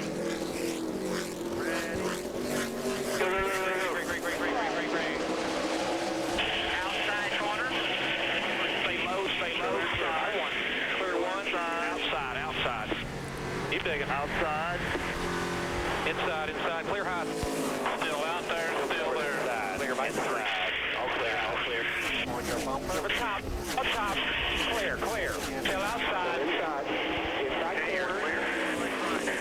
Got one coming outside quarter. Outside. Clear. Clear all around.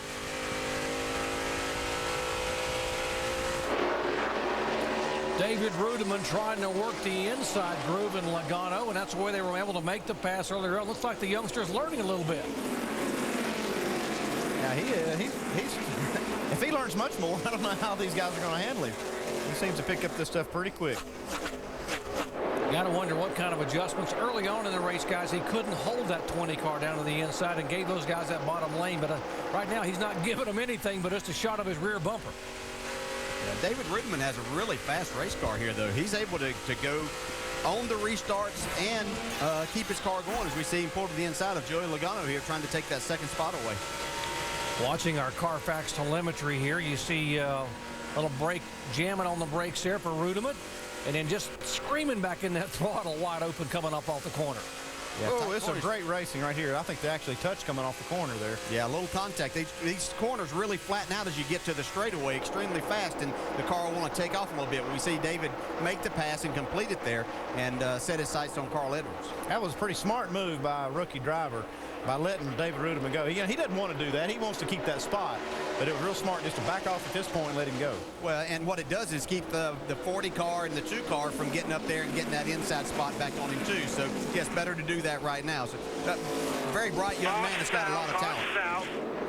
Caution being waved here for the 3rd time, and apparently we have lost track lights. We have lost lighting over in turns 1 and 2. Yeah, it's really dark off of turn 2 from here. We're looking over from the booth. Lost a whole section of track lights. If you just joined our coverage right before the race tonight, we had a power outage that affected a good bit of the tower and much of the infield.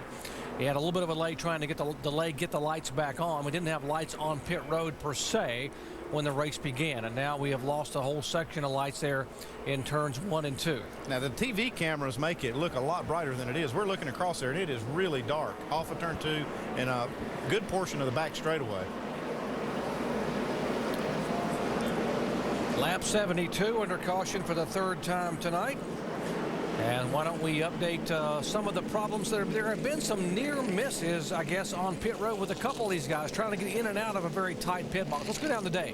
Yeah, Doc, think back to that race off of pit road last time. Rudiman came in the leader, but he came out and restarted in 3rd position. And he was trying to be the first one out, but Carl Edwards had gotten a much better head start. Look at the video and listen to the radio about what ensued. Go. All the way. I thought he'd check up, brother. Nah, I don't think the 60's going to check up. So you heard the spotter call all the way, which means David Rudiman can go all the way to the wall. Can he? No. Carl Edwards' car is there and not about to lift when he had a good run coming off of pit road, guys. Driver has the last say in that, Dale. Well, he does, but, you know, and not to put blame, but if there would have been an accident, you know, that spotter's really not giving him very good information, thinking that guy's going to check up. He really had too much steam coming down there to be telling him, especially at this point in time of the race. How much do you look as well? I mean, I know you got to trust your spotters, but do you look up and check your mirrors as well, or do you just believe what you're told and make the move? No, you have to be looking in your mirror, but it's very hard. Your car's jacked up, and then the next thing you're down and you're in the gas, so it makes it very difficult. Spotters up high as they are overlooking pit road. Some of the lights are out. Under caution for the 3rd time tonight. Back in a moment.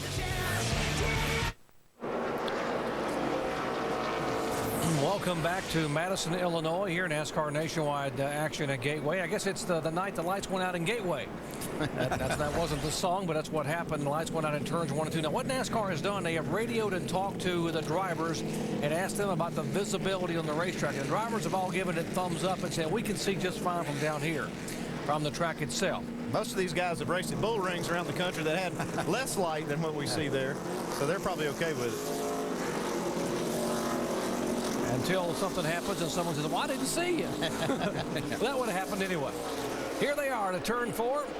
And Carl Edwards, the Missouri product, leads them down. Jason Keller taking a sneak to the inside as they pan out 2 wide coming into turn 1.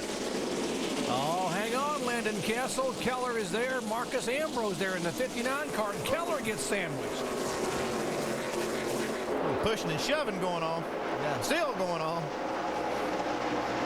What we saw Jason Keller try to do there, though, he couldn't pass before that start-finish line to the left, so he had to back off just a little bit, and that cost him some time. You can see he's got some damage on the right front fender now. Looking across from Mike Wallace's onboard camera at Keller, and right behind Keller is Strimmy. Right in front of Mike Wallace, by the way, is the 66 of Stephen Wallace. Now look back from Stephen's onboard camera.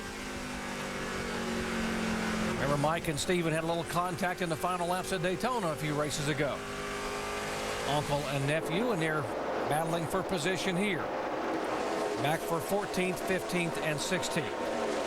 We saw Stephen Wallace get into the wall coming off of turn 2 earlier, but it doesn't seem like that it's hurt his car a whole lot, Andy. I'm sure they've adjusted on it some in the pits, but it sure does look like it's running good now. How about this 29 car, Scott Wimmer? Now moving on the outside of Brad Keselowski. He started way back in the field. Yeah, these were the 2 cars that probably benefited from that lap 20 caution that they threw. Both of these guys opted for no tires at that point in time. They got a lot of track position. Their cars were good enough to hold on to that until this next caution came out where they got 4 tires, and now they can show what their cars are. Yeah, it looks like they're arguing over who has the best car right now going into turn 3. And by the way, for you Jamie McMurray fans right behind this battle in the 17, you heard us mention they might have had an oil pressure light come on. They were worried about oil pressure early on. We have been told that was an electrical malfunction and that the car is actually fine. Look, just behind this group is Mike Bliss in the 1 car. They're just having to make up spots. They're losing on pit road. He lost a couple more on that last one, and he might lose another one right here to David Reagan. Mike Bliss is a wheel man, but it's got to get frustrating, Dale, when you drive this car through the pack so many times to come on the pit road and lose 2 or 3 spots in a pit stop. Yeah, it does get frustrating. Mike Bliss obviously has a very good race car, but you come in and you keep losing spots in the pits. That just starts making you press a little bit more when you get on the racetrack as we look out of Landon Castle's car here at the Mike Bliss and David Reagan battle. And that's one of the goals of the crew and crew chief is you want to build confidence in that driver. You want to pump him up, and it's just like you beat him down when you lose spots on pit road. We talked to Mark Reno, who runs the organization, the number 1 car there for James Finch. He said they knew they had to make some changes early in the year. They made some changes and thought they were going in the right direction, but they have struggled a bit tonight on pit road. I know the feeling. I've owned teams before, and we've had crews that were excellent, and maybe the other car, they couldn't seem to hit a pit stop. Man, this is great racing right here. Mike Bliss is hanging tough. It looked like David Reagan was going to get by him and go on, but Mike Bliss is hanging tough on the outside there. Looks like they're going to wreck every time they go into the corner. It's amazing. Well, they still got a good shot at doing that. Well, that outside group has really come in nice. More on the one with Dave. Just wanted to update you on their last pit stop as, wow, Reagan gets loose off of that corner trying to keep up. Loose in and tight off was the complaint from Mike Bliss. They made an air pressure adjustment for that. I asked what happened on the pit stop. Slow, they said. Yeah, just slow. I mean, it's sometimes hard to identify what some of the problems are. I'll go back and look at the video and see if they can't find out why they can't seem to make up spots on pit road. Here comes Landon Castle now on the inside. Yeah, there's only so long as you can run on that outside, I believe, before you just start wearing the tires a little bit more, getting a little bit more heat in them, and it just doesn't work well enough. You get a good car on the inside of you, you just can't hold him off. Yeah, you might be able to race on the outside and if you can get the guy clear and get back to the bottom, it'll work for a few laps. You might be able to get that done here on the 5, but I don't believe Landon's going to give it to him. Well, Landon just driving it straight into the corner. Yeah, you have to have a really good car to keep it down there and keep it off of that guy. So yeah, obviously Landon Castle does have that. And you know what's good to see right here, you saw a couple of times early in his career, and he's still very young and early in his career, but you saw him maybe make a mistake and get up into that car. He's learned. That shows how much better he is as a driver and being able to communicate to his team to make his race car that much better, too. As we finally see Mike Bliss be able to clear him right there, but here comes Landon back towards the inside. And because Landon has had the issue now with Bliss, the 11 car has run them both down. Jason Keller. And with more on the problems that Mike Bliss has had on pit road, let's go down to our ESPN Tech Center and DJ Kopp. You know, guys, I got to stick up for my guys to go over the wall. First of all, they're facing a lot of different issues here. First of all, it's a black pit road. Many of the surfaces that we enter on pit road are concrete now, so there's a lot of more shadows out there that the guys are having to deal with, and it makes the visibility really difficult to see, especially up in the front with all that brake dust and all the brake temperatures we're seeing. The brake dust is getting caked inside, and it's making it really hard to see these lug nuts. The other thing is the exhaust ports on these guns. When you pull the trigger and you get in here to hit your first lug nut, you cannot see any of the other lug nuts at all. You got to do it by memory. And some of the issues run into with the guys in the Nationwide Series is they're working on getting experience so they can get up to the Cup level. Doc? DJ, that's a very good point. And also the fact that adding to the visibility is the lights have been out, the actual lights over the pits themselves, not the ones that shine on the racetrack, but the lights in the infield have been out for a good bit of the early part of this race. That's got to make visibility tough. Well, that's why these guys make the big bucks, Doc. They got to be able to get the job done down there. Oh, you're real sensitive, aren't you? All right, they're chasing cousin Carl. Carl Edwards, who grew up in Columbia, Missouri, dreamed of winning here. He did it in 2006, wants to do it again tonight. The Golden Arch here, the Gateway Arch in St. Louis, and the lights in the Capitol. Glad to have you with us for NASCAR on ESPN. NASCAR Nationwide Series coverage and motorsports calendar tomorrow, 11 a.m. Eastern Time, NHRA Race Day on ESPN2. How about some Honda IndyCar action? The Grand Prix at Mid-Ohio. Elio Castroneves dancing with the cars tomorrow at 1:30 Eastern Time on ABC. NHRA Shucks Auto Supply Nationals Finals tomorrow at 9 o'clock Eastern Time. And, of course, Tuesday at 7 o'clock Eastern Time. You don't want to miss it, folks, on ESPN. Dale Earnhardt Jr. Shifting Gears. Nothing shifting up front right now, but David Rudiman is starting to ease in a little bit each and every lap. Yeah, I just was looking at the monitor. That last lap, the first 7 cars all ran within 7/100ths of a second of each other in lap time. So they're very equal. But once again, we see David Rudiman run the leader down, but it's taking him some time to get by. So this could be interesting as we move on through the rest of the night. Dave? And DJ, you know that Rudiman would pass him if he could, but Carl has stepped it up just a little bit. Early in the run, he saw Rudiman coming, and he asked his spotter, Hedleski, hey, where is he beating me? As he gets even closer through the center of the corner this time, Jason told him he's beating you into the corner, and then he would, Carl would be able to pull him off just a little bit, but it's into the corner that mostly Carl had to correct and change his line just a little bit and get a better run in and through it. So that's what he's been trying to do to hold Rudiman off, and so far it's worked.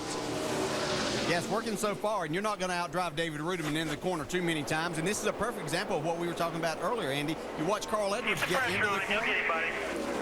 He's a little bit wider getting in. David Rudiman drives it a little bit straighter. Just two different styles of driving right there. Obviously, both work very well as they're running first and second.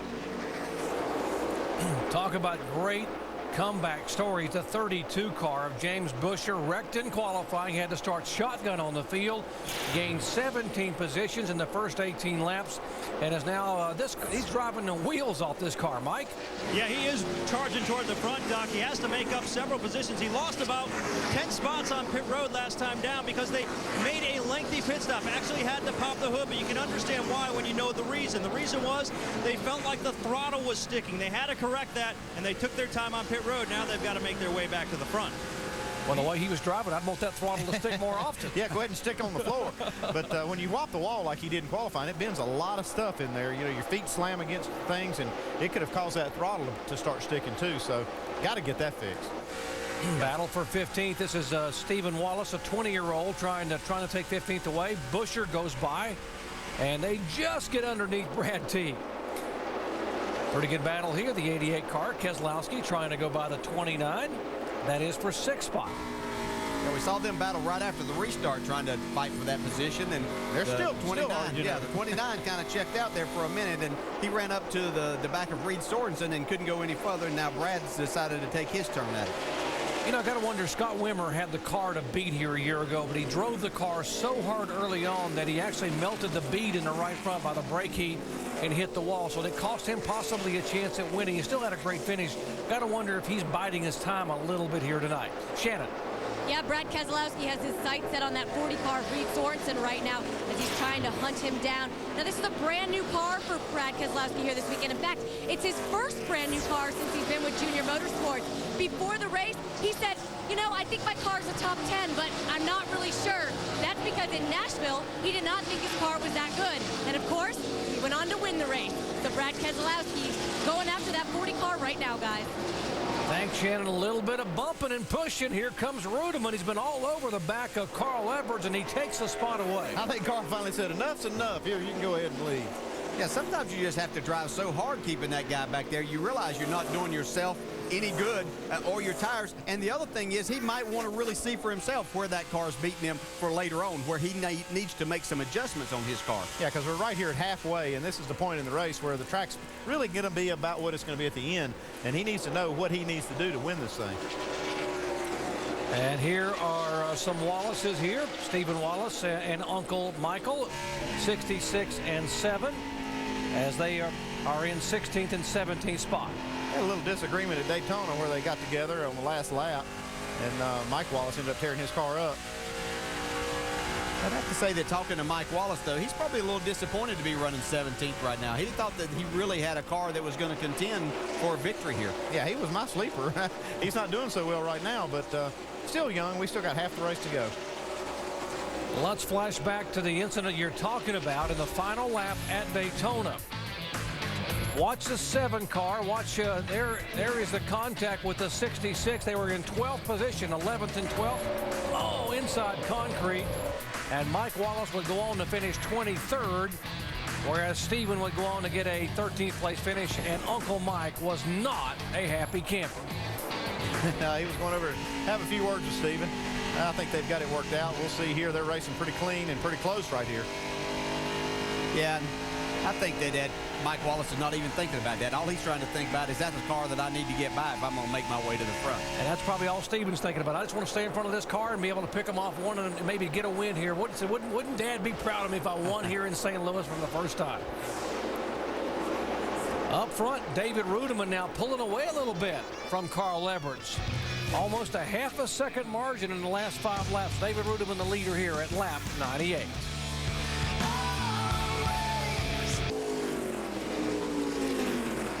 Welcome back to Gateway International Raceway. We are just past the halfway point, lap 103 of 200 here in Madison, Illinois.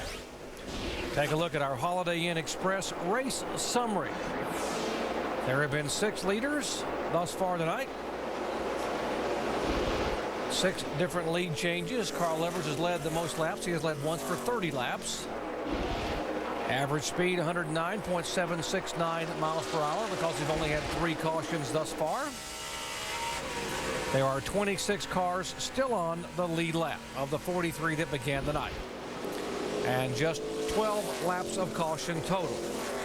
And as soon as I say that, I'll jinx it and we'll end up having a whole lot more. Well, the good news is the lights are back on the turn 2 and down the back stretch. What did DJ say a moment ago when the lights came back on? He said now they'll probably hit the wall. Yeah. Well, they're not hitting the wall up front right now. David Rudeman is hitting his marks, and he is pulling away in that Toyota number 99. Let's get you up to speed, starting with our leader, Dave Burns.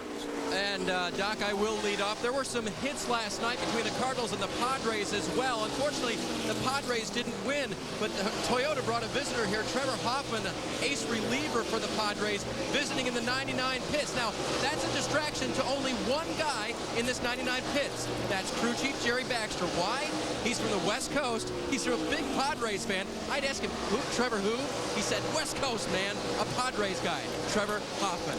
Right now running in second position, the 60 of Carl Edwards. His car is just a little bit tight in the center of the corners. Crew chief Drew Blickensderfer asked him, do you want us to go the same direction we went last time, which was a little track bar adjustment? Carl said, yeah, more of that. That'll help me. Mike? You know, Dave, listening to the radio of Joey Logano on his way to Victory Lane in Kentucky, it seemed like Dave Rogers could not get the car loose enough. Well, it appears they finally found that threshold.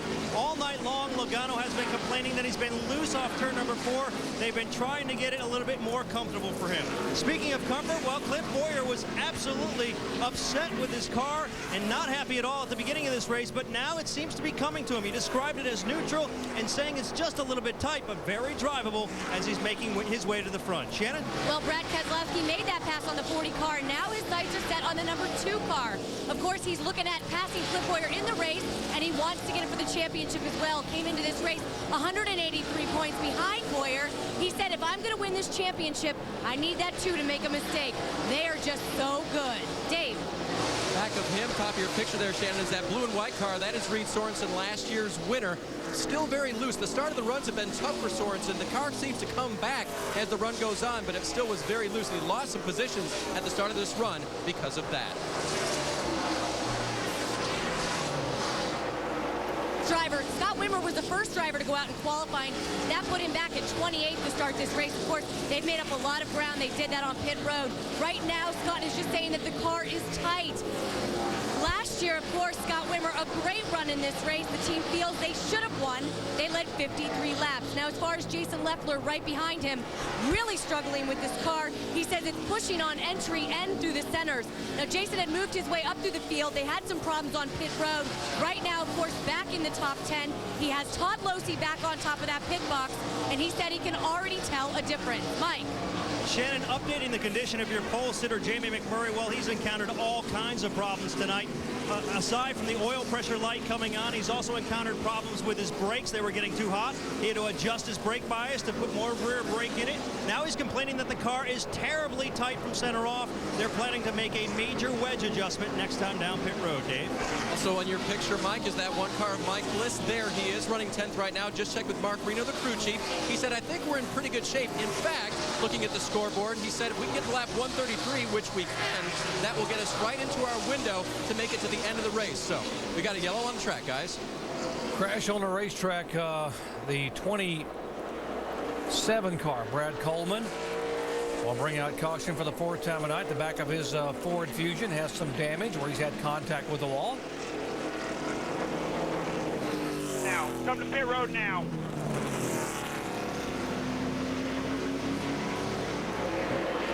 We were about 20 laps away from scheduled pit stops. Brad trying to catch up to the field as best he can to be able to get behind the pace car, not lose any more time. Show you what happened as David Rudiman will lead him down behind the pace car. Let's show you what happened to bring out caution number 4. No contact. Just looks like he jumped out from under Brad off the corner. Yeah, you could see him as he got back in the gas, started to lose the back end of the car. It looked like he was trying to drive it out of it, but just ran out of room.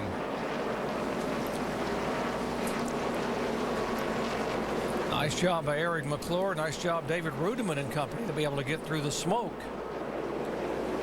You know, we've heard a lot of guys talk about how tight this racetrack gets at night, but tonight a lot of guys have been talking about being loose. We heard Clint Bowyer in the 2 car saying he was loose. Reed Sorensen was saying he was loose. I'd say Brad Coleman was a little bit loose too. Yeah, you know, after you come here so many times and the cars just continue to tighten up, these guys are smart enough to figure out, hey, we've got to free these things up, and so they come back with different packages as we see everybody going on the access road getting ready to make these pit stops. Now, they're not in a window to where they can make it from here, but I'm pretty sure they're all going to put on 4 tires. 24 car Eric McClure, our lucky dog. He'll get back on the lead lap. He and the Hefty Chevrolet, first driver a lap down. He's our Aaron's Lucky Dog Free Pass Award winner. So he will stay on the racetrack to be able to get back on the lead lap. Everyone else headed down the pit road. Let's go down to Shannon. Well, Doc, Brad Keselowski, this number 88 team, they might have gone a little too far with the adjustments on that last stop. He's tightened up just a little bit. They're going to take half a pound of air pressure out of the right front. He also thinks he may have a little bit of damage on that left fender, so they're going to take a look at that as well. Dave? The leader said his car was pretty good, but sliding the nose just a little. Air pressure in the right rear. Oh, be careful, crew chief. Maybe not. They haven't decided exactly what they're going to do, but they will change 4 tires. Mike? Crew chief Dave Rogers going to try to tighten up the 20 car. He's going to make an air pressure adjustment, a track bar adjustment, and a wedge adjustment. 4 tires and fuel on the 20 as the team now going to work on the left side of the car, making the change, and away they go. And the dash off of pit road. Logano gets out. Clint Bowyer. How about the 17 car McMurray up 7 positions? Castle gains a couple, and David Rudeman back 5 spots. And you heard, as far as Joey Logano is concerned, they went for the trifecta: air pressure, track bar, and wedge to try to tighten up Joey Logano. And how about John Booslow wearing our high-definition crew camera on the front tire carrier for Bobby Hamilton Jr. Here we go. Here we go. Watch that car. All right. Bob, look at us up. Full tire. Index. Get my tire back to pit wall. Can't really see very well. We'll just throw it in there and see what happens. That'll work. Get the grills get real good. And we're go, go, go. Great pit stop for the guys going over the wall for Bobby Hamilton Jr. And he's back on the racetrack. We'll be back with a restart here at Gateway in just a moment.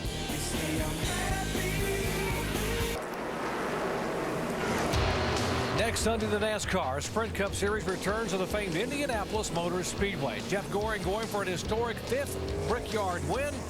7 races left in the race for the chase. Kyle Busch leads all drivers with 7 wins in 2008. That's a 282-point lead over Dale Earnhardt Jr.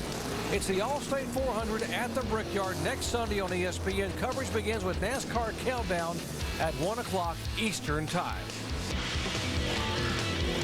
Well, how about Jeff Gordon? Going for 5 wins in the Brickyard 400. How impressive is that? Green flag here, 86 laps to go. Jamie McMurray at the front of the pack. Joey Logano with all those adjustments to try to tighten him up in second. Clint Boyer is there, and so, whoa! And the 40 car just shuffles right up across the racetrack. Yeah, we got 3 wide going down the backstretch now. Somebody's going to have to give as they get to the corner. Looks like Carl got him clear.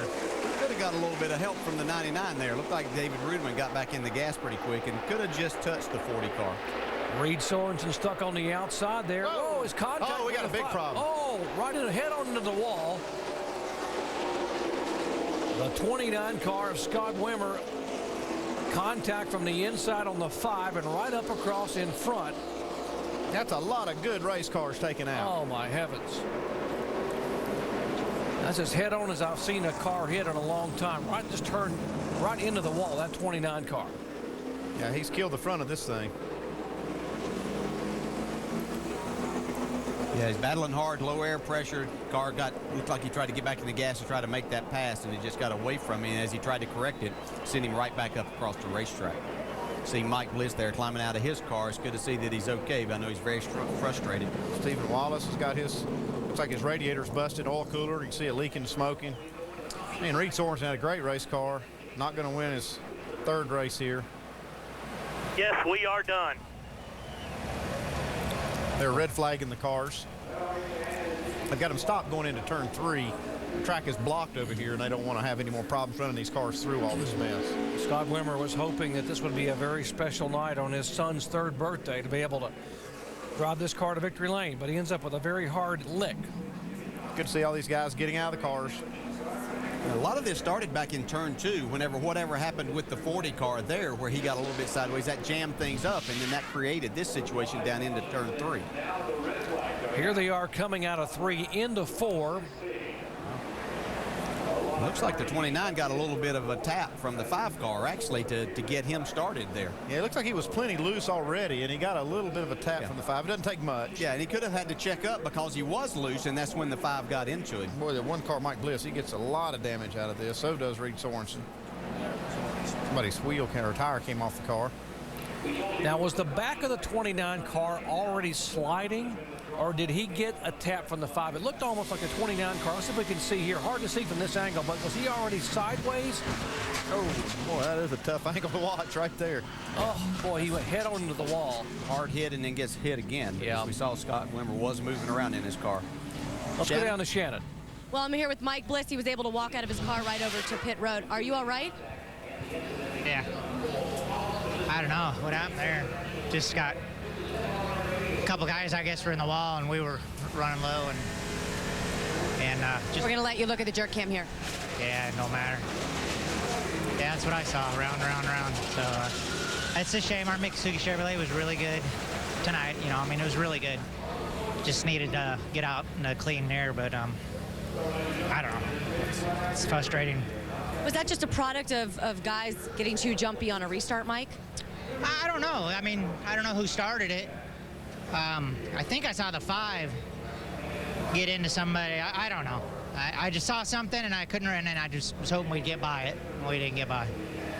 All right, disappointed Mike Bliss, you guys. Let's see, was a 29 spinning, or did he get the contact first? Well, he was definitely sideways. So, I mean, he was a little bit loose running through the corner, and he may have had to check up just a little bit, but golly, look at that one car. All the damage he got from that. I can see why he's so disgusted. Yeah, and everybody's got fresh tires on. Everybody's going as fast as they possibly can there as we look out of Stephen Wallace's inboard camera there. Sometimes you just run out of room. You can't see. You know, there's smoke and you're trying to get slowed down. You're trying to work your way through there. And unfortunately, it wasn't a clear path for him this time. Yeah, Stephen had nowhere to go. Reed Sorensen came right off the wall down in front of him. Now here's the half a lap earlier with the contact right there you were talking about, DJ. Yeah, looked like Reed didn't get into the gas quite as quick as David did, just a little bit of a tap, but that created this whole scenario going down into turn 3. It looks like everything's okay right here. Reed's hung up on the outside, Scott Wimmer's down on the inside, and everything looks okay here. Wimmer gets back to the gas, but might get a little bit sideways there. Landon Castle gets a good run, and maybe a Scott Wimmer had to get out of the throttle a little bit.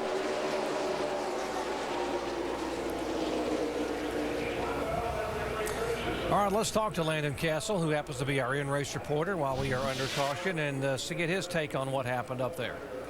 Landon Castle, Dale Jarrett, ESPN. You have a copy? Yeah, Dale, how you doing? All right, buddy. I know it's hot sitting in there right now. What was your view as to what happened right there? You know, I was trying to take advantage of the 40 cars mishap there in turn 2, and you know, we were really tight, and I think the 29 got a little loose with the 40 on the outside of him, and I was just right there. You know, I didn't mean to hit him or anything, and I'm pretty sure there was contact. So, you know, it's a tough deal. That's got to happen, but you know, we just got to keep racing. I got to stay focused. Okay, that's what it looked like from our view here, and we know you want to get some water right there, so get you a drink and enjoy the rest of the race. 10-4, thank you. Hey, Chad Walter, Indy Petrie up in the booth. You got us? Yes, sir. Hey, you guys got a pretty good race car right here, and I know you want to try to get back to racing, and we got 84 laps to go. What kind of strategy do you have to the end of the race? To be honest with you, we're kind of right on target for what we were thinking. We kind of zip-coded this race car this morning when we came in, and didn't really know what we were going to have, but we needed to be better, and took the first two pit stops, and had really good pit stops here on pit road, and I got some adjustments in it, and hopefully we'll be up here in the top 5 and racing for a good finish. Okay, Chad, have good luck the rest of the race. Appreciate it, Andy.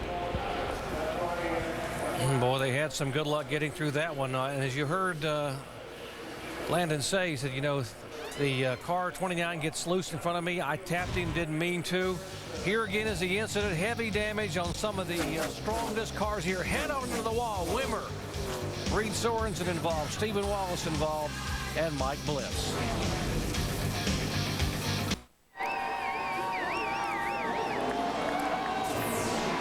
Back at Gateway International Raceway, great NASCAR fans have been very patient here after a 24-minute and 45-second red flag. Cars are rolling.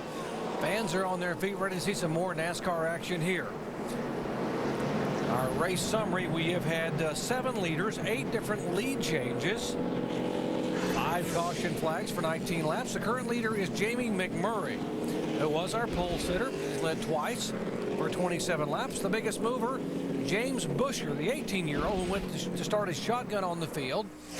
The top nationwide only series driver, Joey Logano, running in second position. Clint Boyer came in with a 183-point lead. Right now it's 193. That's the margin over the 88 car of Brad Keselowski.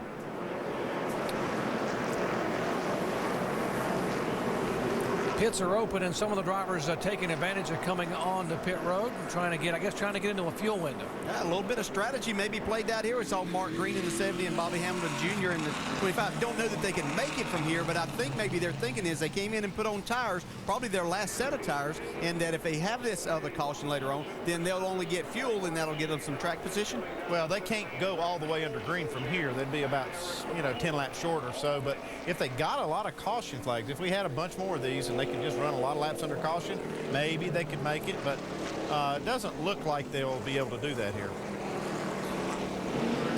Well, let's go over the wall and visit with John Booslow, the Denton, Texas native, who is the front tire carrier for Bobby Hamilton Jr. 4 tires of fuel. Here we go, boys. All right, guy. All right. Bob, look, it's off. Set for the index. Pull, come on. Index tire. No problem with the pull. Back to the wall. Grab my tire, wait for the jack pin.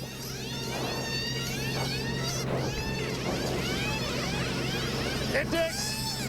Get the grill screen, let's get out of here.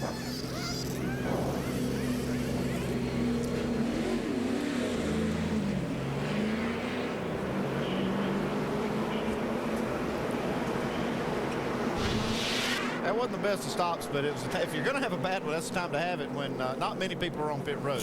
Yeah, there were only like 3 or 4 guys that came down pit road, so that wasn't too bad. But it'll be interesting to see how this plays out. You were talking about they have a lot of caution. On the other side of it, if we have no cautions from this point, they're going to have to take less fuel at a time whenever it comes in, when it comes down to that time. So it'll be interesting to see what kind of strategy does work out for them. Give a call to Shane Huffman in the 81 car, making only his 2nd start of the year for Randy McDonald. He is on the lead lap in that Dodge. Yeah, that's pretty impressive because he hasn't been in the series here for a while driving, at least behind the wheel. And staying on the lead lap, he's still got a shot at a pretty decent finish here. He drove last year for Dale Earnhardt Jr., worked part of this year as a car chief for Rusty Wallace Incorporated, and is now a crew chief for one of the Hooters Pro Cup teams, getting a call to come drive this car here tonight. And here's Bobby Hamilton Jr. back on pit road. They're already at the back of the field. They're probably just going to play. You can see them. They're just playing with some fenders, make sure everything's set right, getting another little top off of fuel. If they're going to play this strategy. 4400, do not speed. 4400, do not speed. You might as well just keep it full of fuel.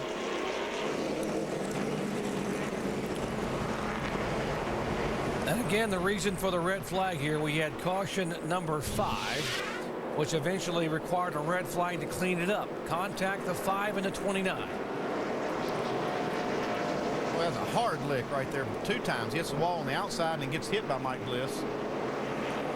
Stephen Wallace has nowhere to go because Wimmer is spinning around right in front of him. Bliss hits the inside wall. David Reagan in the 6 car also got some damage. And Reed Sorensen's car heavily damaged last year's winner. Pace car getting ready to pull off. Let's listen into the spotters as we go full throttle. Ready? Be ready? Get ready? All right, get ready. Green, green, green, green. All clear in front of you, clear by 1 to the 60. Still all clear, all clear.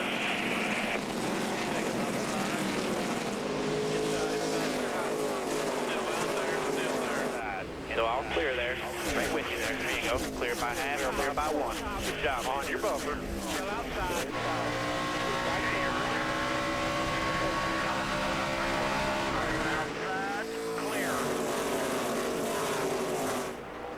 And remember, only right side tires for McMurray, 4 tires for Logano, and a lot of adjustments. The car was loose, and now he is trying to move to the inside and hug that bottom lane to retake the lead. Yeah, not much Jamie McMurray can do about that move. Although he is trying to back on the inside. And he's not ready to give up that lead quite yet. That was a great move to come back across the racetrack and try to take that inside back away. But we've seen the 20 car be pretty strong on the outside of the racetrack on these restarts. And we see Clint Boyer, our points leader, get a little bit wide down in turns 3 and 4. And Logano just drives back by the 17 on the high side coming off the corner. We knew that it probably wouldn't be too long before it was kind of a mismatch with the 17 only getting 2 tires there, but thought it might take a little bit longer than that. And I know the 17 one, they felt like they'd gotten mired back in traffic, as we see a lot of traffic back here, and that was hurting them, as we see Carl Edwards making his way into the 3rd spot now. Yeah, this 60 car has been one of the strongest cars in the race. He's got 4 tires, and he's got a little bit of momentum going, and that 99 car, a couple cars behind, has also had a great car. 5 car, Landon Castle trying to move on the inside of points leader Clint Boyer.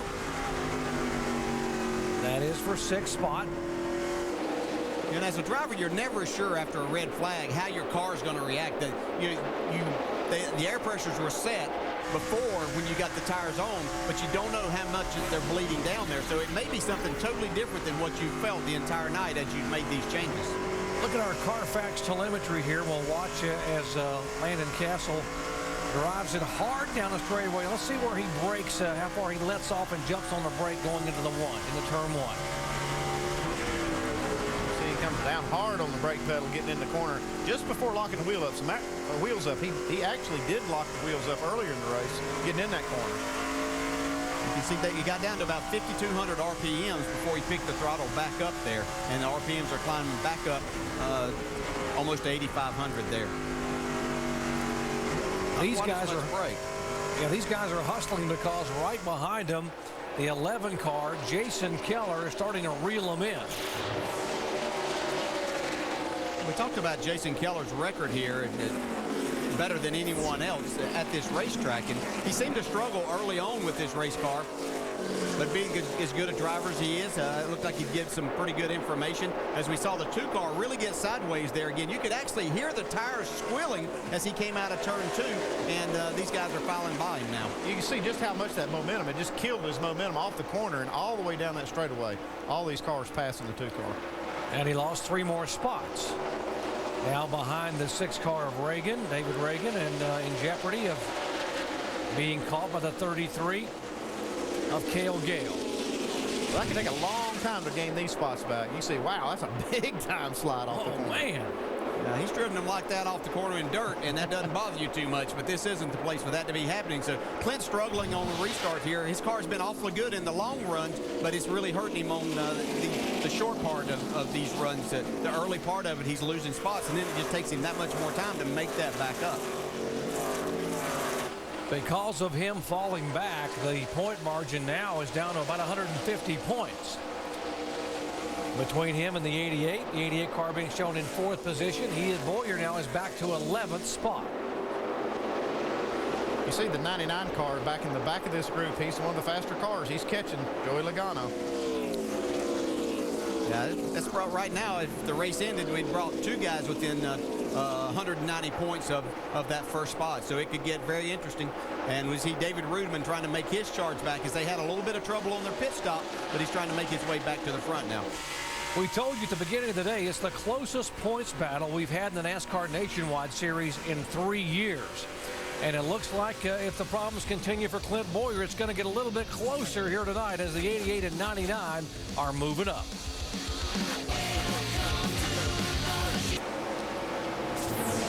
Welcome back to NASCAR Nationwide Series action. Gateway International Raceway. Joey Logano is the leader. Carl Edwards has now gone by the 17 car for 2nd spot.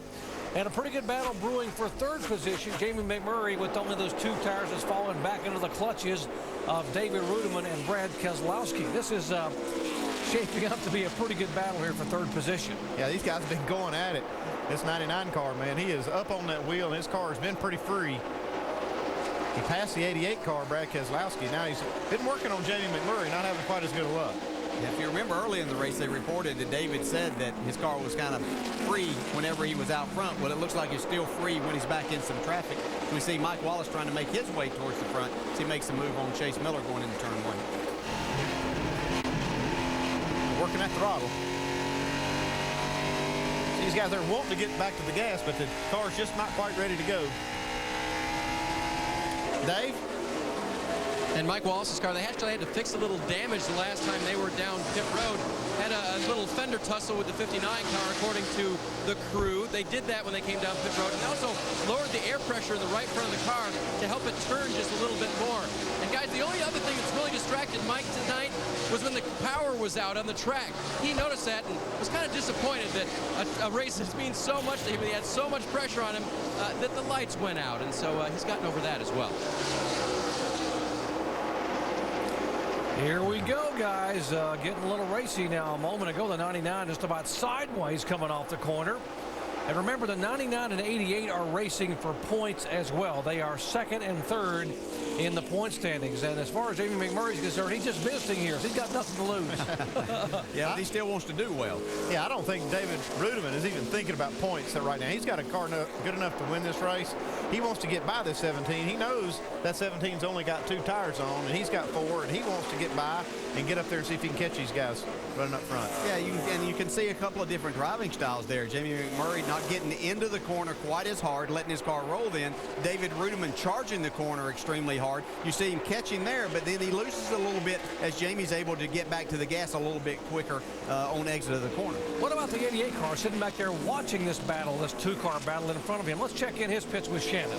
Well, Doc, not only is he watching, he is wanting David Rudiman to make that move. He says he's going to go with them, just saying, come on, David, let's do it. Wanting to make that move on that 17. He's working him over right here. I think he's getting ready to get on the inside of him there. Look at him working that steering wheel. You love seeing those gloves, a white glove, so you can see their hands inside the car moving back and forth. He is sawing that wheel. All these guys are up on the wheel. You see the sparks flying when they get in the corner. They drive in hard to slam on the brakes. And McMurray just hugging that bottom of the racetrack coming up off the corner. He's doing a pretty good job with just 2 tires. Yeah, as they came off the corner there, though, you could see that a battle's getting ready to shape up for the lead, too, as Carl Edwards has gotten a lot closer to the 20 car. But these guys are having such a great battle.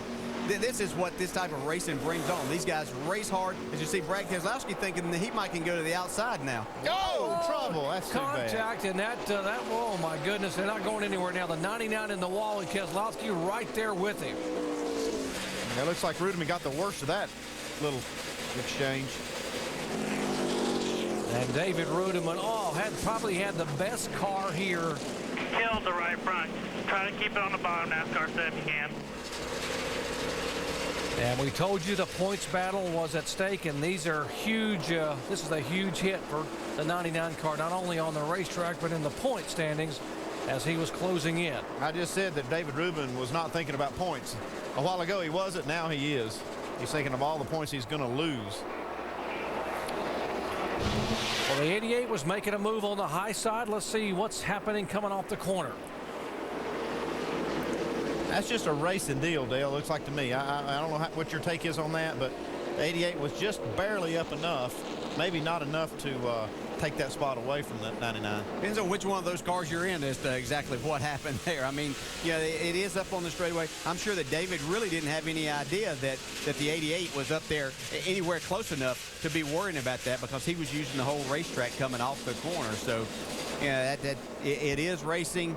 You know, you would think that maybe they would be a little bit more patient than that. You'd like to think that the guy behind you, knowing that you're working on that guy in front. But, you know, Brad Keselowski, he had given him plenty of chances for Rudiman to get by the 17 car, and he just wasn't able to do it. So Brad was going to see if the outside worked and, you know, tried to make a run. Damage on the front of the 88 car. You saw the 99 going to the garage area. We'll update that damage with Jerry Baxter and company trying to get him out.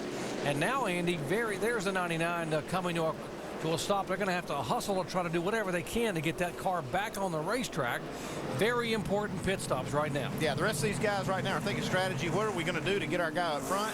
They can make it from here. This should be their last stop, and they're coming down pit road to do that. And you'll see some guys pull up some strategy moves here. Coming down to you, Shannon.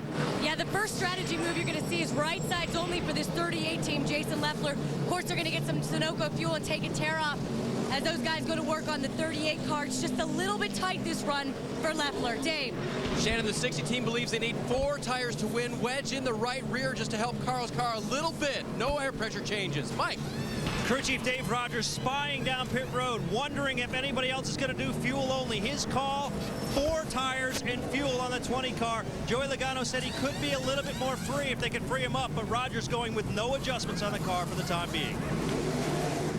And Leffler, by virtue of the 2-tire change, yeah, the 20 car stalled it trying to get out of his pits there. He lost at least 2 more spots by stalling the car. James Busher able to get out, gain 10 spots. Leffler, by virtue of 2 tires as well, gaining 6 positions. Logano, as you mentioned, on the stall, losing 3 positions back to 4th spot. How about James Busher here in this 32? Trent Owens getting these guys out in 2nd spot. Folks, he started the race, talking about the 32 car, shotgun on the field at the back of the pack, 18 years of age, and doing a heck of a job. Here's the reason for the latest caution flag, contact with the 88 and the 99.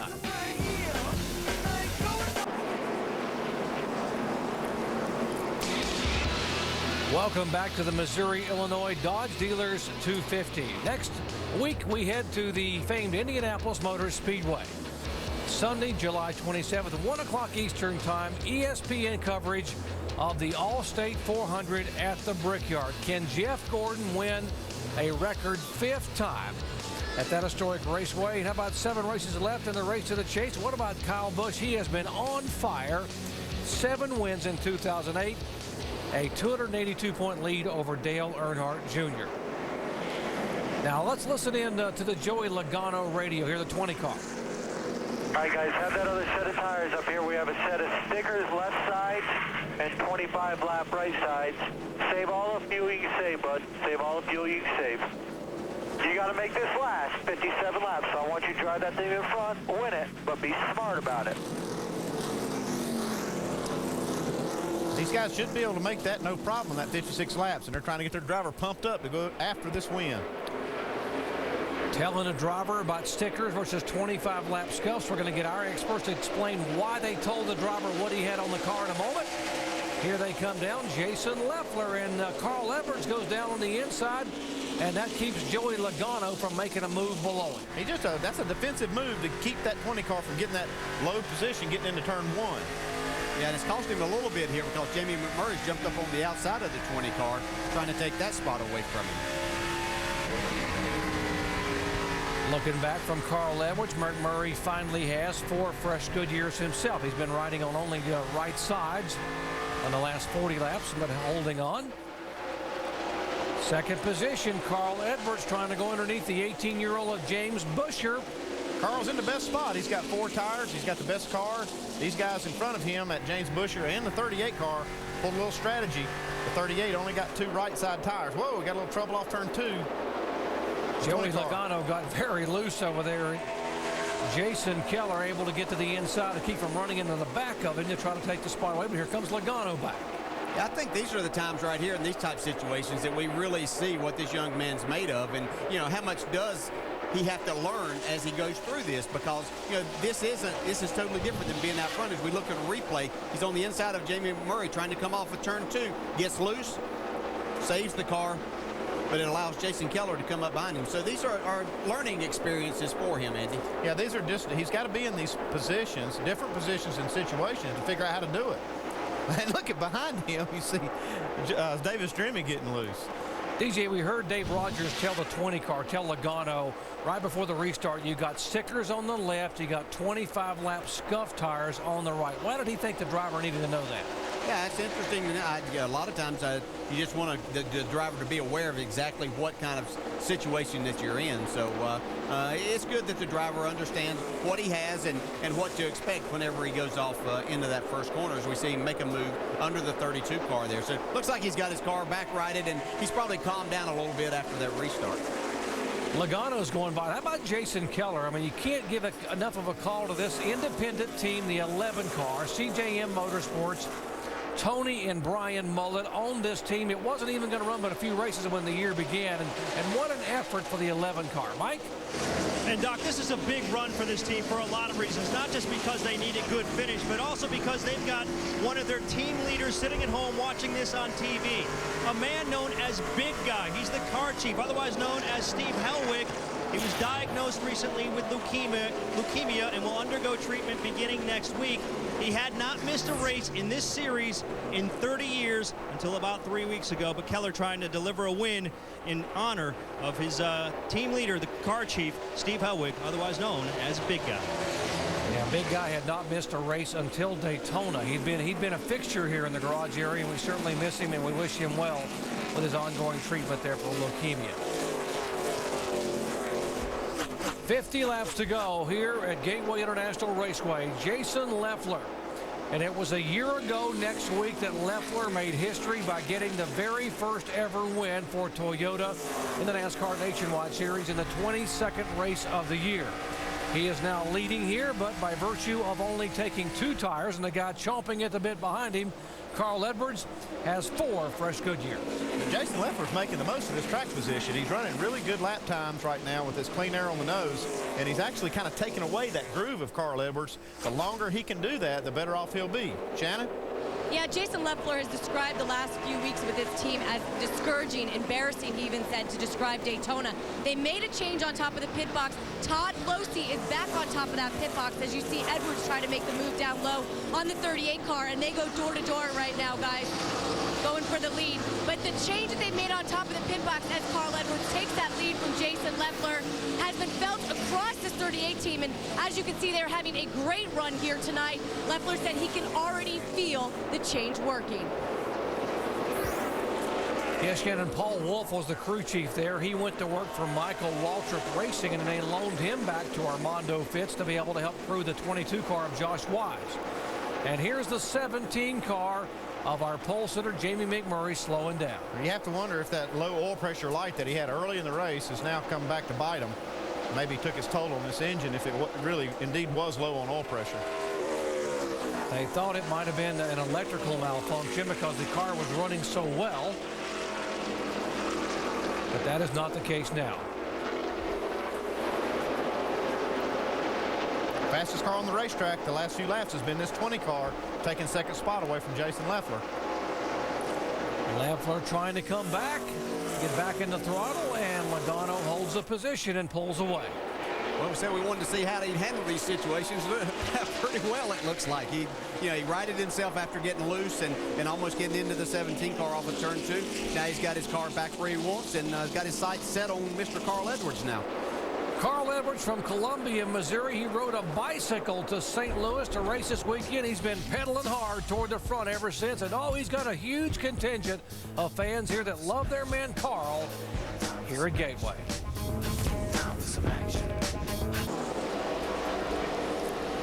Welcome back to Gateway International Raceway. NASCAR Nationwide Series action winding down, and Carl Edwards is serious about wanting to stay up front and not let Joey Logano catch him. He is putting down some laps. His last lap would have qualified him in the top 10, maybe top 5. I have to go back and look at the qualifying sheet in the 33-second bracket. DJ, that's what you call up on the wheel. Well, it's time, and he's the type of driver that can do that. And when it gets time to win, we saw him work with this car all night. At times it wasn't exactly what it wanted. We saw it with those white gloves, him fighting the steering wheel a lot of times, and now he's just set sail. He's got his car out in that good clean air. I know we talk about that a lot, but it's actually so important. Yeah, and they're telling him that he's pulling away right now. He's beating Joey Logano right now between a 10th and a half and 2/10 a lap. Remember the last win when he broke the winless streak at Milwaukee? He didn't do the backflip because he felt like he didn't deserve it because of a couple of reasons. First of all, nudging the 2-car Clint Boyer, and the tragedy that NHRA had that day. I got to believe that if he wins this one, he's going to really enjoy that somersault in front of the Missouri and Illinois fans around this area where he grew up. Yeah, he might do a double or something. A 2.5 gainer. Here comes the 11 car. He's caught these teammates here, James Busher and Jason Leffler. It's a great decision on the Jason Leffler and Bush's part to get 2 tires there. These guys were mired outside the top 10 at the time, and they've got themselves up in the top 5. As we see Jason Keller taking away the 4th spot now, improving on his record here once again. Jason Keller, this is his 11th start here, folks. He has finished 2nd twice, 3rd twice, 4th, 5th, and 6th. I think he might have this place figured out. You think? What do you think? All right, here's the 88, just moving back into the top 10, Brad Keselowski. That's Cale Gale, right side of your screen, the Kevin Harvick car. see, that damage on the nose is what he got from the contact that David Rudiman and him had and caused that big wreck. And actually, I thought it would have torn this 88 car up even worse than more damage than he got. Yeah, I was concerned. You know, we talked about the points earlier when he'd cut it down to 150. I was afraid that it was going to get well up over 200 here, but he's only 2 spots behind Clint Boyer right now, so that the damage is going to be minimal as far as points lost. Yeah, if he doesn't lose it, he got a little loose right there. He's working hard with the steering wheel, but you can tell that's hurt the handling of his race car, but he's making the most of it at this point.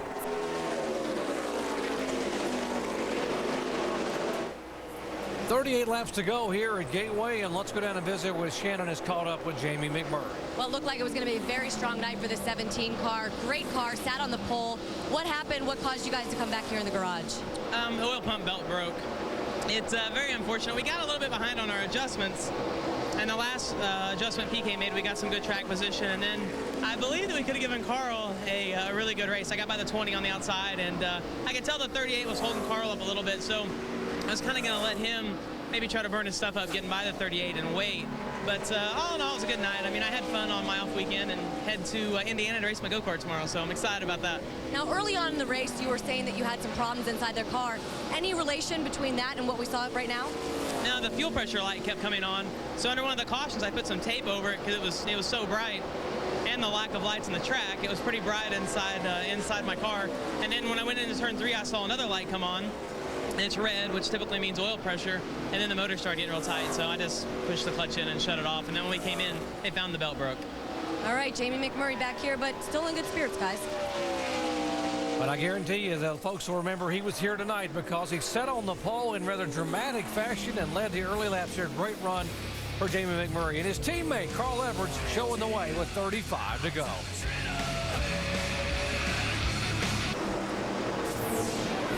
Back at Gateway International Raceway, Madison, Illinois. NASCAR Nationwide Series action. Along with Dale Jarrett and Andy Petrie, I'm Jerry Punch. Glad to have you with us.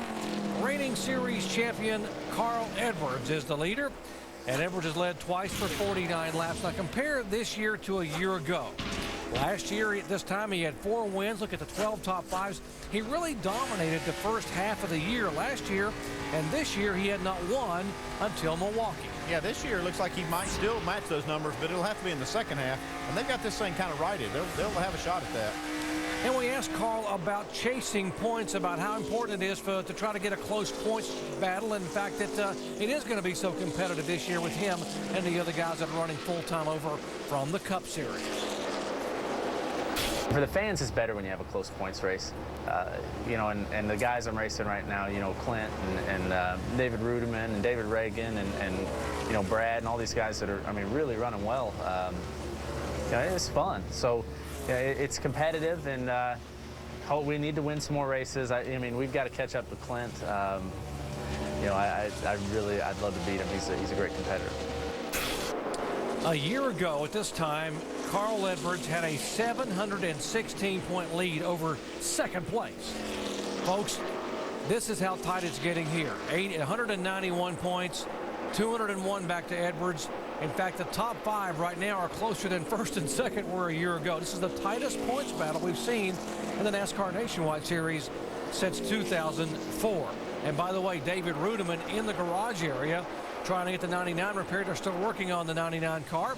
We will mention, though, by the way, that for you Stephen Wallace fans, Stephen is back on the racetrack being shown 27 laps down in the 66 car. There is Stephen. Good job by the Jimmy John's crew to get the car bandaged back as best they could. And he is back running laps trying to gain valuable points. He was 12th in the points coming in to tonight. The battle for 5th spot. James Busher is in 5th, and Landon Castle's been creeping up on his back bumper.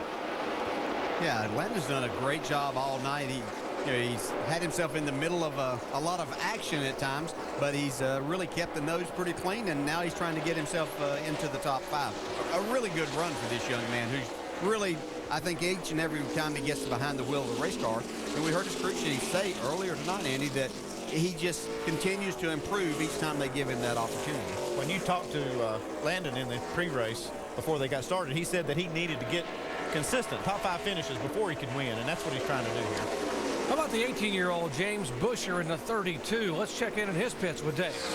And Jerry, 4 years ago, he was running weekly in what are called Legends cars and gunning for a title in the semi-pro division. That is until he had trouble with his own race car, and he went up to Steve Turner, whose daughter was competing at a track. He said, "Can I drive your daughter's backup car for one lap and get points toward my championship?" Turner said, "No, but if you let me work on the car, I'll let you race the car, and then you can go try to win the race." And that's just what Busher did.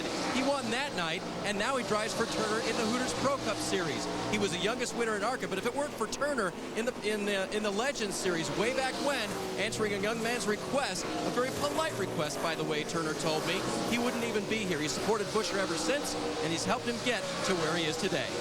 And Dave, the late Dale Earnhardt Sr. would have loved that story, because he always told young drivers, never forget where you came from. Never forget the people that help you get where you are. And James Busher and his mentor watching tonight certainly giving back. This young man is driving the wheels off this 32 car all the way from the back in the pack. The 32 car being shown in 5th position. Inside of 25 laps to go, Carl Edwards trying to hold off Joey Logano, Jason Keller, Leffler, and Busher.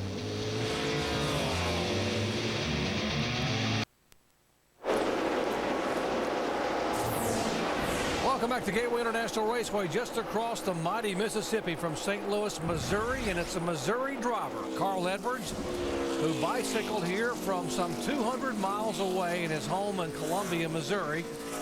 He said growing up here, he used to come by this racetrack, and he was a youngster thinking about, man, would I ever love to not only race here, but maybe dream of someday winning here.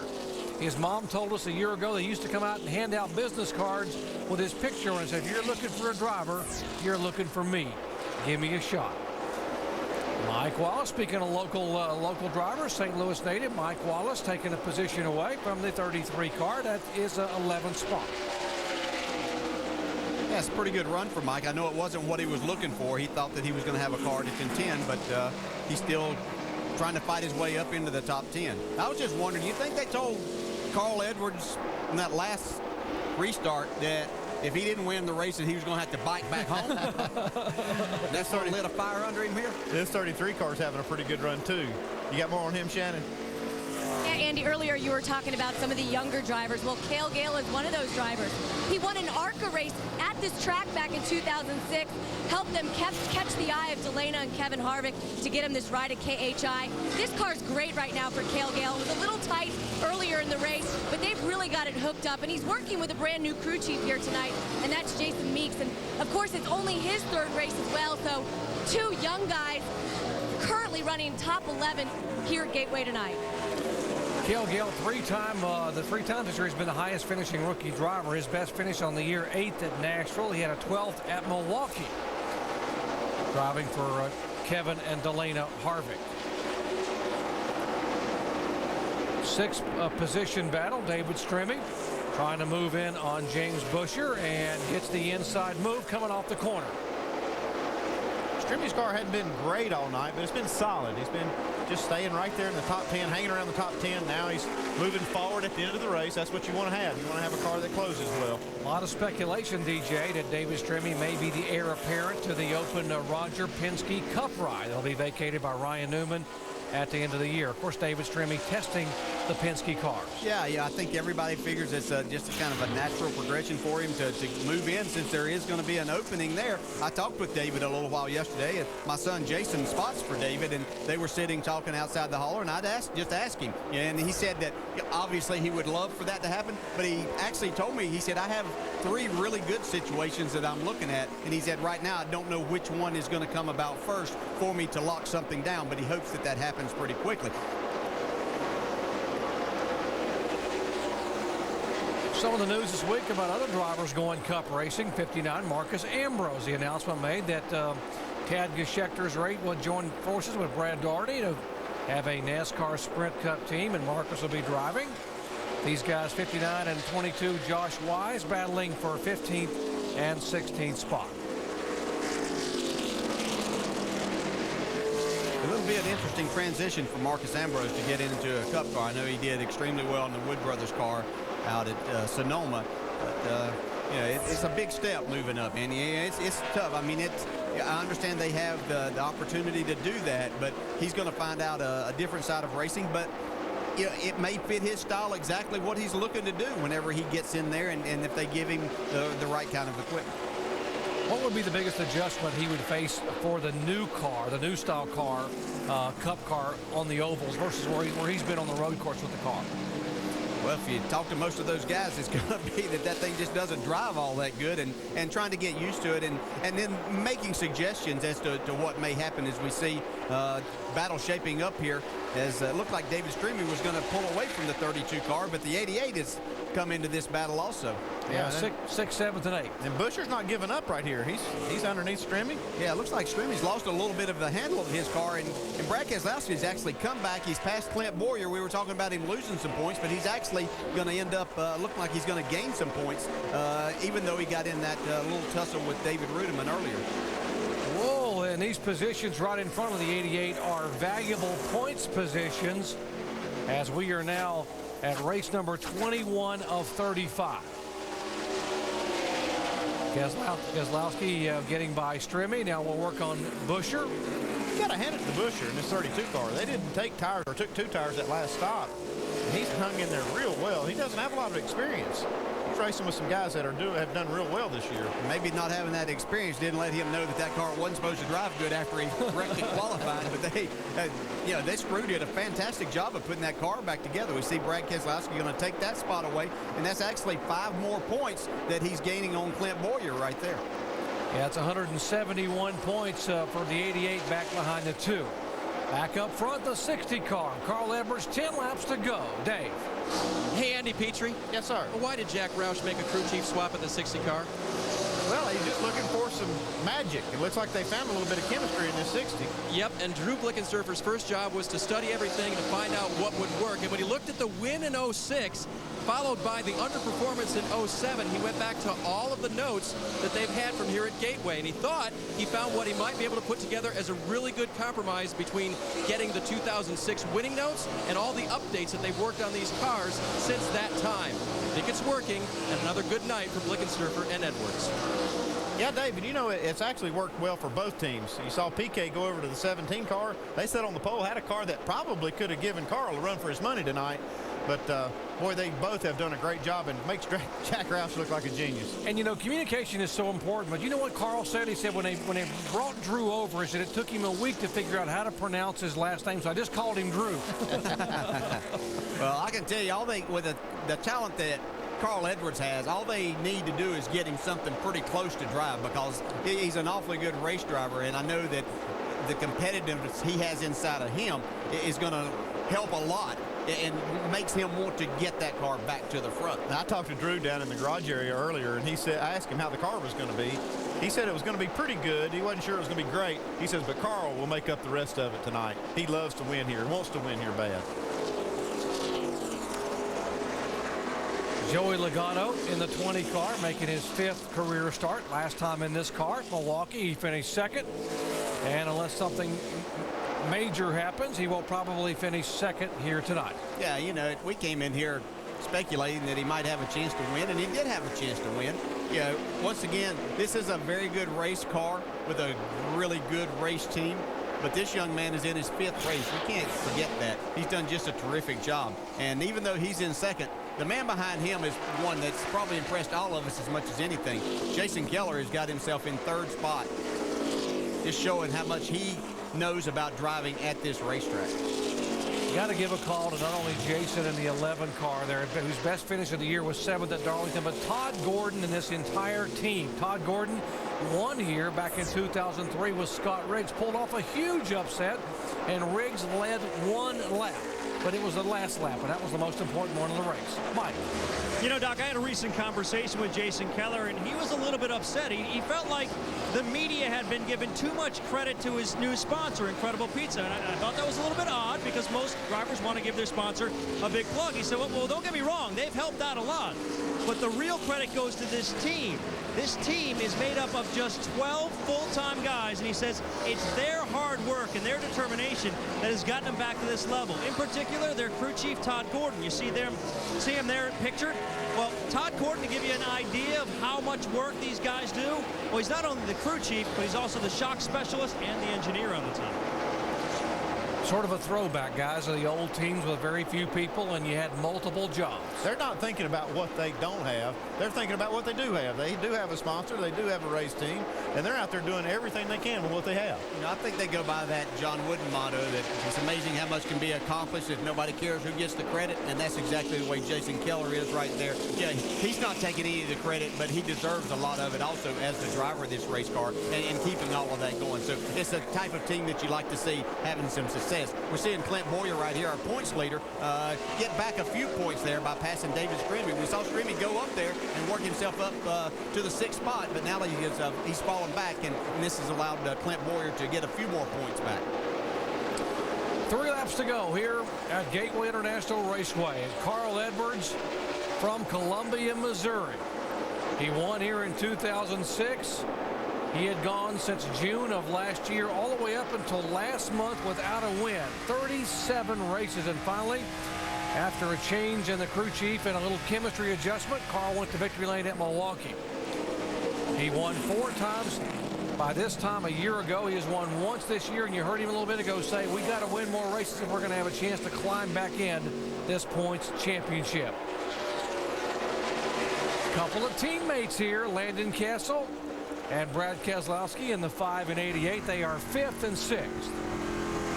Race a little bit harder for that top 5 spot than you would for, say, 6th place. So I'm sure Brad Keselowski is going to give him all he wants right here. Yeah, he is, but it's a great comeback for Brad Keselowski, who looked like after that little incident with the 99 car, they had to spend a little bit of extra time in the pits to repair that car, put some tape on the front of it to come back from where they restarted.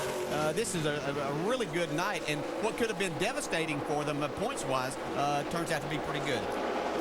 Final lap here for cousin Carl Edwards in the Roush Fenway Ford. How good is it for Carl Edwards, who grew up with a little boy wanting to win here? He did it in 2006.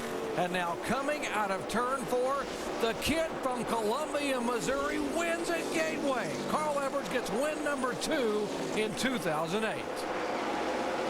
Awesome job, guys. Carl, you're great, man. Awesome, awesome. Man, you don't know how much that means, Drew. Thank you, guys. He's going to get that top 5 spot. We saw him wheeling it off of that last corner, just trying to make that happen. Great comeback.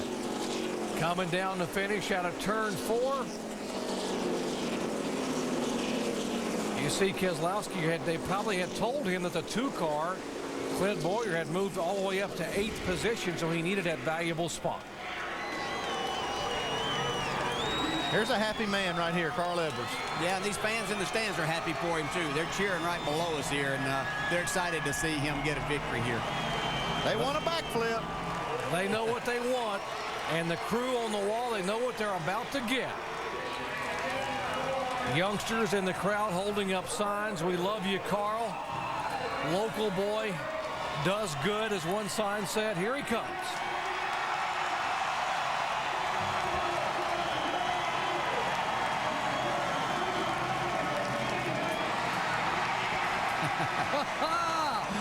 Yeah, he stuck the landing pretty good.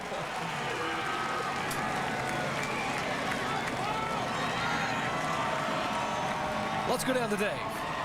And Drew realizing someday he's going to have to learn how to do that too. But you sure know how to tune a race car. Congratulations again on a great win tonight. Thank you. You know, Carl wanted this win so bad. He could have picked that Save-A-Lot car up on his back and carried it around here, I think, fast enough to do it. So we just had to get it close for him, and then he could take it from there for sure. Second win of the year, second with this crew chief, guys. You know, Carl Edwards is a very unselfish race car driver, and in and out of the car. And he always plans to give those trophies away to someone. He says, you know, it's just a trophy, but for someone else it would mean a lot. But I got to believe this one he might want to keep. That's a special win for Carl. You win it anytime you win at home, it's special. Let's go down where Shannon is caught up with second place finishing Joey Logano. Joey Logano just climbing out of his car, just going to get something to eat and drink real quick. Definitely, we all know that you definitely wanted to win this race. Second place finish. How did it feel to be back in the car here tonight? It was great to get back in the car again. Get back into GameStop Toyota it's a great car. You know, Wish we could have brought back a win. It's 2 races in a row. I finished second to Carl Edwards, so I'd like to get a winner in my belt again. Well, it's certainly going to happen soon. How was the setup of this car? I know that there was definitely some problems last week. The 20 team just missed it. How was it here this evening? You know, we had to work on it a lot to get it where we were. You know, beginner race, it went back and forth, you know, from too loose to too tight. You know, what kind of meant more we weren't sure. You know, you want better forward bite, you want to turn to center. But it didn't seem like we can get both of it at the same time. And Carl had that. He was fast. I congratulate those guys. They were stout all night. And let's go home and go back to work. All right, second place finish for this 20 car. Mike? And Shannon, the feel-good story of the night has to be Jason Keller, bringing it home third, your best finish of the year for sure. What's this mean to you? Well, it's just great for the race team. Todd and these guys have been doing a fantastic job all year long, and it just seemed like we couldn't get the car like we needed to. But I tell you what, we started off pretty loose today, and Todd stepped up, and I was kind of giving him a hard time on the radio, but he really stepped up, and it's just a great race team. We had some cars fall out, but we had a fast enough race car to take advantage of the track position when we got up there. And going on vacation, taking Deb and the kids on vacation tomorrow, so it's going to be a nice way to celebrate. And I went to America's Incredible Pizza Company yesterday and ate a bunch of pizza. So I think that's what made me go faster. Well, Shannon, the Ironman has proven he can still do it. He's in the top 3 here in Gateway. Well, top 5 finish for Brad Keselowski down here. You really fought hard to get into the top 5. Talk me through that battle with the number 5 car. Oh, that was cool. You know, I love racing my teammates, whether it's Dale or Landon Castle. That's always a lot of fun. We have fun, and we're able to race clean, and that's really cool.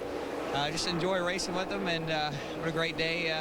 Got a top 5 out of a car that was probably about a 5th place car, so proud of that, and proud of everyone on the motorsports team. Now, for a while there, it looked like you could make the run for the win. You had some trouble with the 99. What happened there? Well, the 17 was holding both of us up, and I let the 99 go, knowing that he was the fastest car on the track, and he would probably clear a hole, and I don't know, he just couldn't get by the 17, so we were definitely faster than him, and you know, it was time to go. So I got to the outside of him, and I was ready to go, and he just came up. I don't know why. I was all the way up to his door, so I tried to let him back in line, but it was too little, too late, and I'm sorry for that. For David, you know, it really sucks for him. That's a good team over there, and I had some friends over there, and certainly don't want to see him get wrecked. All right, solid finish for this number 88 team. 170 points out of the first place in the standings. Doc? Shannon, they're closing in on the 2 car, and let's go down, and there he comes. Carl Edwards climbing out of the car in victory lane. Listen to this crowd. Dave. And he's the only one with a beverage to throw down here. I thought for sure the crew would get you this time. Second win, about as close to home as you can get, Carl. That's unbelievable. Man, I cannot thank the fans enough. The support here is unreal. David Ruderman had, I thought, the fastest car in the long run. I don't know what happened to him. But I can't say enough about everyone from Save-A-Lot, Vitamin Water, Under Armour, Ford Motor Company. If you haven't driven a Ford in a while, just go drive one. And I don't know, man. We talked about it. This is as good as it gets. We had 650 people from Save-A-Lot here, and probably 1,000 people I know up there in the grandstands. It's unreal, man, unreal. And Steve Peterson's family, we're thinking about you guys, that's for sure. Drew told me that you said this was the most important race of the year, even over Cup races, Carl. True? This one and the Kansas race on the, on this and the Cup side. I've been fortunate enough to drive that truck to victory lane at Kansas, and 2 wins here in the Nationwide Series. And I'm telling you, there won't be a guy tomorrow having a better day than me. That's it. This is unbelievable. And I bet he won't be on a bike, Doc. He got here on 2 wheels, goes to victory lane in 4. Handling hard to victory lane, and the points will tighten up a little bit. 170-point separation between first and second. Carl Edwards gains a spot up to third now, just 201 points back of Clint Boyer after 21 of 35 races. Guys, great effort tonight, and if you liked what you saw here with the NASCAR Nationwide Series, you're going to love what's going to happen next week when we go to Indianapolis, Indiana. All kinds of racing action, O'Reilly Raceway Park, all-day Saturday action. Of course, our coverage from the famed Indianapolis Motor Speedway starting on Friday with practice here in the afternoon. Here's the schedule. Friday afternoon, 3:30 Eastern Time. Sprint Cup practice at the Brickyard. Sprint Cup at the Brickyard qualifying Saturday morning, 10 a.m. ORP action Saturday 12:30 with practice. Of course, Sprint Cup final practice Saturday afternoon, qualifying Saturday at 4:30, and of course, racing action coming up on Saturday night from ORP, 7:30 p.m. under the lights over there for the NASCAR Nationwide Series. And of course, our live flag-to-flag coverage on Sunday at 1 o'clock Eastern Time, the All-State 400 at the Brickyard. Could Jeff Gordon go for win number 5? What a great night. This one had it all. The lights went out at Gateway, but the fans stayed on their feet, and the action was hot and heavy. For Dale Jarrett, Andy Petrie, and our entire ESPN crew, I'm Jerry Punch, once again congratulating Carl Edwards on his win tonight here in the home crowd. Carl Edwards wins one at Gateway. Coming up next, congrats to Carl Edwards, the winner.